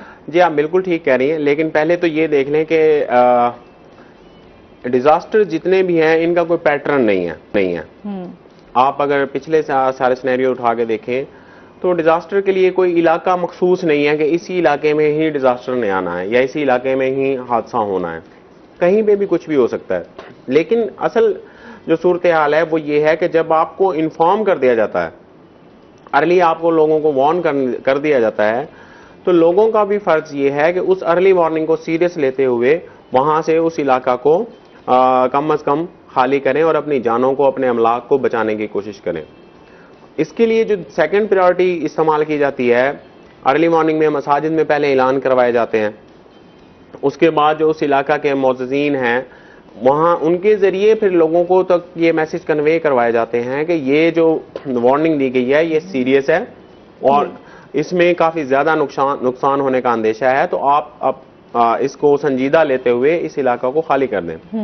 लेकिन अलमिया सिर्फ यही है कि लोग इस बात को संजीदा लेते नहीं हैं, जिसकी वजह से वो उस हादसे का, उस इमरजेंसी का शिकार हो जाते हैं, उस सानहे के अंदर उसका शिकार हो जाते हैं और उसके बाद जो है फिर मसाइल बहुत ज्यादा पेचीदा हो जाते हैं। अभी आप क्या देख रहे हैं, पानी खड़े होने की वजह से काफी बीमारियां भी तो जी बिल्कुल, बहुत ज्यादा तरह की बीमारियां जो हैं वो ज्यादा फैल रही हैं वहाँ पर। इस टाइम जो सबसे ज्यादा हैं वो स्किन एलर्जीज बहुत ज्यादा फैल रही हैं। उसके अलावा जो है सैनिटरी के मसाइल, सैनिटरी की प्रॉपर मैनेजमेंट ना होने की वजह से असहाल, मोशन और डायरिया के जो है ये वाले अमराज बहुत ज्यादा, गला बहुत ज्यादा खराब हो रहा है, लोगों में बुखार की शिकायत बहुत ज्यादा है, मच्छरों की बहुतात होने की वजह से मलेरिया के काफी ज्यादा मतलब वहाँ पे शिकायत हैं। ये कुछ चंद मसाइल हैं जो कि बड़ी वसी पैमाने पर लोगों को मुतासिर कर रहे हैं। उसके हवाले से फिर मेडिकल आपके जो कैंप लगाए गए हैं या वहाँ पर कितने मेडिकल कैंप हैं जो लोगों को फैसिलिटेट कर रहे हैं? महकमा सेहत की टीमें मुख्तलिफ जगहों के ऊपर अपने कैंप लगा रहे हैं। जो हमारी जो मेडिकल टीम्स हैं वो भी गाए बगाए, जहाँ पे हमारी टीम्स काम कर रही हैं वहाँ पे वो भी काम कर रही हैं। लेकिन मैंने कहा कि देखें ना, ये सेकेंडरी फेज है, ये एक सेकेंडरी फेज है। प्राइमरी फेज जो था वो जो है वो प्राइमरी फेज है लोगों को बचाना, लोगों को फंसी हुई जगह से निकालना ताकि उनकी जिंदगी को बचाया जा सके। अल्हम्दुलिल्लाह ये वाला जो फेज है हम काफी हद तक मुकम्मल कर चुके हैं, और जिसकी वजह से अब जो रिलीफ के इकदाम हो रहे हैं, अब ये सेकंड स्टेप है ना, रिलीफ का सेकंड स्टेप है। रिलीफ के इकदाम के अंदर तमाम इदारे, तमाम फलाही इदारे, एनजीओज हैं या जो भी हैं, वो सब अपना अपना हिस्सा डालेंगे। इंशाल्लाह ये डाल भी रहे हैं, और उसके बाद ये चीजें सारी मैनेज हो जाएंगी और इंशाल्लाह ये तमाम चीजें आहिस्ता आहिस्ता सेटल डाउन हो जाएंगी। जो तीसरा मरला इसके अंदर आएगा वो आएगा रिहैबिलिटेशन का, बहाली का जो अमल है। अब उसके अंदर वो बहुत बड़ा फेज है, क्योंकि इंफ्रास्ट्रक्चर सारा तबाह हो चुका है, सड़कें, रोड्स, कनेक्शन सारे खत्म हो चुके हैं, मवासलाती निज़ाम हमारा सारा डिस्टर्ब हो चुका है, लोगों के घर तबाह हो चुके हैं, फसलें लोगों की तबाह हो चुकी हैं। तो ये एक बहुत बड़ा लंबा फेज है। असल में हुआ अचानक, ये एक अचानक सूरत हाल पैदा हुई है। जैसे बताया, ये बारिशी या दरिया का पानी नहीं है। दरिया का जो फ्लड आता है, दरिया का फ्लड एक डिफरेंट किस्म का फ्लड होता है, जिसके कुछ बाउंड्रीज मुतय्यन की जा सकती हैं पहले से। लेकिन ये पानी जो है ये रोद कोही का पानी आया है, पहाड़ों पे से, कोई सलमान पे से आया है, अचानक आया है, और ये पानी बहुत ज्यादा तादाद में आया है, जिससे इससे पहले कभी नहीं हुआ। बहुत ज्यादा मिकदार में होने की वजह से अचानक ये टॉरेंट बना है, हिल टॉरेंट बना है। और हिल टॉरेंट का नुकसान ये होता है कि ये ऊंचाई से आ रहा होता है पानी, पहाड़ों पे से पानी आ रहा होता है, इसकी स्पीड, इसकी रफ्तार बहुत ज्यादा होती है। तो इसकी वजह से इसके रास्ते में जो भी कुछ आता है ये बहुत जल्दी और बहुत ज्यादा नुकसान देता हुआ आगे बढ़ता जाता है और आगे आगे नुकसान पहुंचाता जाता है। तो इसलिए जो ज्यादा नुकसान हुए हैं ये इस पानी की वजह से हुए हैं। अगर ये दरियाई फ्लड की बात करें, दरियाई फ्लड के अंदर हम कुछ चीजें प्रिडिक्ट कर सकते हैं, इसके अंदर प्रिडिक्शन बड़ी मुश्किल हो जाती है। बहाव इतना तेज है, बहाव बहुत ज्यादा तेज है। अभी कल जैसे अब ये वीडियो देख रहे थे हम, वो अपर एरियाज में 4 लोगों वाली थी, उसमें मैंने देखा कि वो उसका इफेक्ट हुआ है, वो 1 से 1.5 मिनट के अंदर पानी का फ्लो इतना ज्यादा हो गया कि उन लोगों को निकालना नामुमकिन हो गया, 1 से 1.5 मिनट के अंदर, क्योंकि वो भी हिली एरिया था। तो इसी तरह पहले मैंने देखा कि पानी का बहाव जरा थोड़ा कम था, स्टेबल था। हाँ, स्टेबल था कि वो, लेकिन उसके एकदम थोड़ी देर बाद अचानक वो रेला आया, मची, और वो बिल्कुल जहाँ पर वो एक पत्थर के ऊपर खड़े हुए थे और वो पत्थर के ऊपर से पानी का बहाव। जी बिल्कुल ऐसे ही है, बिल्कुल बहुत तेजी से था। अल्लाह माफी देगा, बहुत ज्यादा। बस ये भी हमारे जो टीमें तो हैं हमारी वहाँ पे काफी अरसा दिनों से पहले ही जो मुकामी हमारी रेस्क्यू की टीमें वो काम कर रही हैं, लेकिन जब ये अलर्ट जारी हुआ तो हमारी पहली जो टीम्स हैं वो 12 अगस्त को हमारी यहाँ से मूव हुई थी। मुल्तान से हमारी जो टीम्स हैं वो 12 अगस्त से जाना शुरू हो गई, और उसके बाद यहाँ पे हमने काम करना शुरू कर दिया। उसके बाद इवन हमारे जो स्पेशलाइज्ड रेस्क्यू टीम है लाहौर से, डॉक्टर फरहान खालिद साहब जो हैं वो रजिस्ट्रार हैं इमरजेंसी अकेडमी, वो लेके आए हैं। सीनियर जो टीम है हमारी वो वहाँ पे रुझान में काम कर रही है, और इन्हीं हालात के तनाजुर के अंदर डीजी साहब, डायरेक्टर जनरल हमारे रेस्क्यू 1122 डॉक्टर रिजवान नसीर साहब ने स्पेशली इन तमाम एरियाज का विजिट किया है, और उन एरियाज की नीड्स को उन्होंने खुद असेस किया है। वहाँ पे जो ऑपरेशन हो रहा है उसको उन्होंने खुद सुपरवाइज किया है, और मजीद जो वहाँ पे हम बेहतरी और जो मजीद इकदाम कर सकते हैं उनके लिए उन्होंने खुद इन चीज़ों के बारे में हिदायत जारी की हैं। सही। अच्छा हसन, जिन लोगों को रेस्क्यू किया गया, सब वहाँ पर जो अब लोग कैंप्स में मौजूद हैं, उनको क्या क्या मसाइल हैं, उनका क्या कहना है? उन लोगों से आपकी मुलाकात हुई? देखिए, ये पहले मैं आपकी एक और बात का कर दूं, जो मेडिकल कैंप्स के हवाले से हो रही थी और मेडिकल के हवाले से हो रही थी, तो हमारी अल खिदमत फाउंडेशन ने जो है वो मोबाइल हॉस्पिटल जो हैं वो तमाम छोटे इलाकों के लिए भेजे हैं, जहाँ मोबाइल हॉस्पिटल, मोबाइल डिस्पेंसरी मौजूद होती है, और वहाँ एक फ़र्स्ट एड जोन सी है वो उनको मिल जाती है।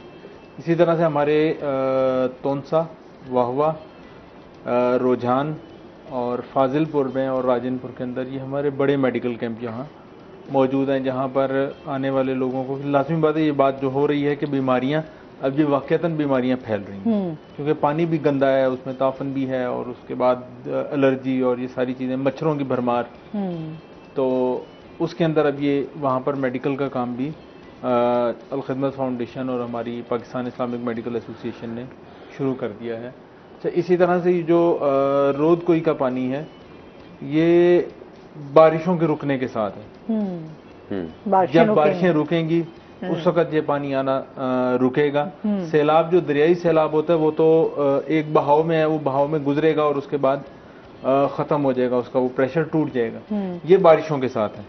हमें इस मौके पर अल्लाह ताला से भी दुआ करनी चाहिए कि जो बारिशों का सिलसिला है ये हमारे लिए अब रहमत बन जाए और ये बारिशें जो उनसी हैं वो अब थम जाएं, ताकि अब फिलहाल इस वक्त वैसे रुकी हुई हैं पिछले 1-2 दिनों से, ताकि ये जो सा है यहाँ पर जो रेस्क्यू का काम हो रहा है, जो रिलीफ का काम हो रहा है, ये अच्छे अंदाज में हो सके और इसके अंदर हम आगे।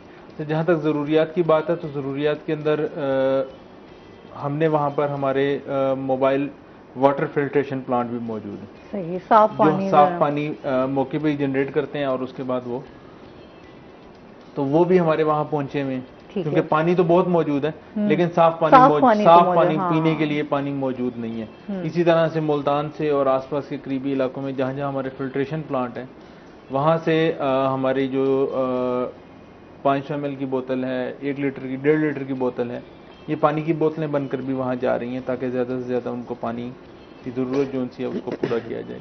इसी तरह कुक फूड उनको उनके खैमों में भी मिल रहा है। जो कोई अभी हम खैमा बस्तियाँ हमारी शुरू होने लगी हैं, क्योंकि अब पानी खुश्क होने लगेगा तो उसके बाद फिर ये जगह जो मौजूद होगी वहाँ पर हम खैमा बस्तियाँ और फिर वहीं पे ही साथ में हमारा स्कूल एक बच्चों के लिए वहाँ पर, ताकि उनकी एजुकेशन को भी साथ का साथ देखा जा सके, और खैमा स्कूल भी वहाँ पे हमारे कायम हो जाएंगे। मेडिकल हॉस्पिटल भी, एक छोटा सा एक मोबाइल हॉस्पिटल। बच्चे भी तो बड़े मुतासिर हुए ना, बच्चे तो बहुत ज्यादा इस टाइम लाज़मी बात है, उनके लिए दूध का मसला है, उनके लिए खुराक का मसला है।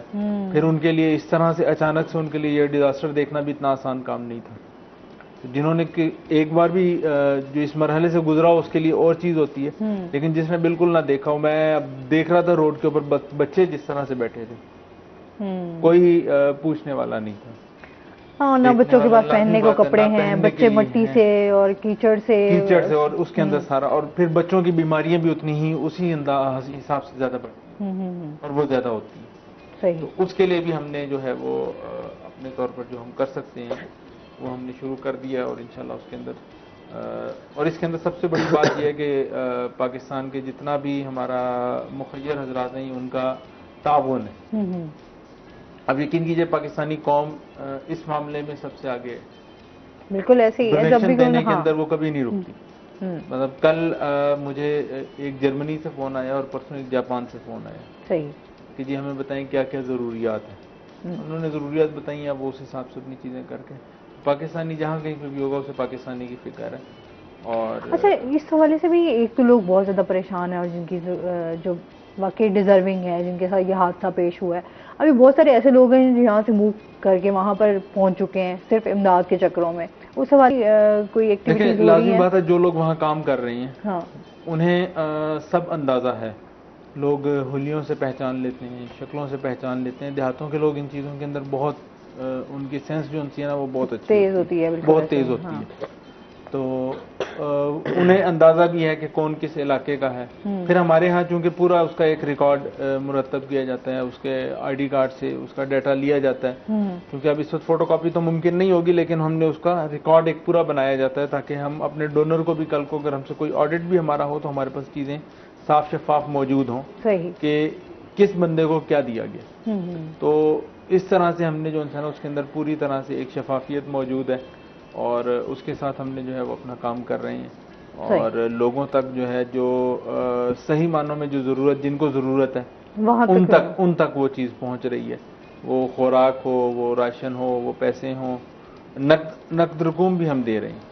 उसकी जरूरत है वहाँ लोगों को। बहुत सारी जरूरियात हैं जो वो मेरे साथ या किसी और के साथ डिस्कस नहीं कर सकते, शेयर नहीं कर सकते। वहाँ के लोग जाहिर सी बात है कि मांगने वाले तो है नहीं कि वो उनको आप वो करें, तो जाहिर सी बात है उसी अंदाज में ही वहाँ के मकामी लोगों के जरिए ही वो डोनेशंस भी दिए जा रहे हैं ताकि वो अपनी जरूरत को जिस हद तक पूरा कर सकते हैं वो उसको पूरा करें। बहुत सारे लोग ऐसे हैं कि जो शायद उनका सैलाब में नुकसान तो नहीं हुआ लेकिन मुतासिर जरूर है। वहाँ का मजदूर तबका है बहुत बड़ी तादाद के अंदर जिसको अब लेबर नहीं मिल रही, कोई काम नहीं मिल रहा, तो लाज़मी बात है जो सूरत हाल है, तो उनके लिए और इस तरह से बाकी लोगों के लिए जो हमारी तरफ से मुमकिन है, जमात इस्लामी और खिदमत फाउंडेशन के रज़ाकार जो है वो पहले दिन से कर रहे हैं। सही। अच्छा सर, आप क्या समझते हैं कि अभी किन चीज़ों की ज़रूरत है कि उनको हुकूमती सतह पर जो है वो काम किया जाए और चीज़ों को बेहतर किया जा सके? जी बिल्कुल, इस बारे में तो बड़ी डिटेल में पहले भी हम बात कर चुके हैं कि रिलीफ तो एक बहुत बड़ा सब्जेक्ट है जिसके ऊपर जितनी मर्जी बात कर ली जाए, लेकिन अर्जेंटली जो हमने बात की है वो वहाँ पे 2-3 चीज़ों की बड़ी अशद ज़रूरत है। वहाँ पे सबसे पहली चीज़ है शेल्टर। वहाँ पे शेल्टर पनाह की बड़ी ज़रूरत है, कैंप्स की बड़ी ज़रूरत है, और रेडीमेड खुराक की बड़ी ज़रूरत है वहाँ। और तीसरी चीज़ मेडिसिन, उसके ऊपर हम बात कर चुके हैं, क्योंकि रेस्क्यू का अमल तकरीबन मुकम्मल हो चुका है। अब रिलीफ के अंदर ये चीज़ें हमें करना पड़ेंगी। और इसमें एक चीज़ जैसे सर बता रहे थे, मैं एक चीज़ में ऐड करता चलूँ कि फीमेल्स के मसाइल वहाँ पे बहुत ज़्यादा हैं।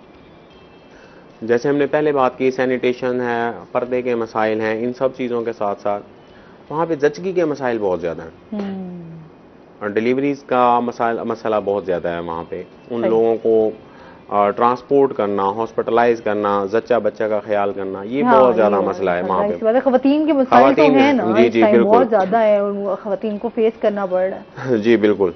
और इन सब चीज़ों के साथ साथ मैं आपको एक बात बताऊं कि हम मुखैर तो हैं ही हैं, बहैसियत कौम हम बहुत ज़्यादा डोनेशंस देते हैं, लेकिन हम बहुत ज़्यादा मौका परस्त लोग भी हैं कि जब जहाँ जिस चीज़ की डिमांड ज़्यादा हो जाती है, हम वो चीज़ जानबूझ के मार्केट में शॉर्ट कर देते हैं, या उसकी प्राइसेस जो हैं वो इतनी ज़्यादा हाई हो जाती हैं कि बस वो। अभी जैसे टेंट्स की अब बहुत ज़्यादा ज़रूरत है। अब मार्केट में जो टेंट्स हैं वो तकरीबन 3 गुना रेट के ऊपर दस्तयाब है। पहले तो मिलेंगे नहीं, अगर मिलेंगे तो इतने हाई रेट के ऊपर मिलेंगे।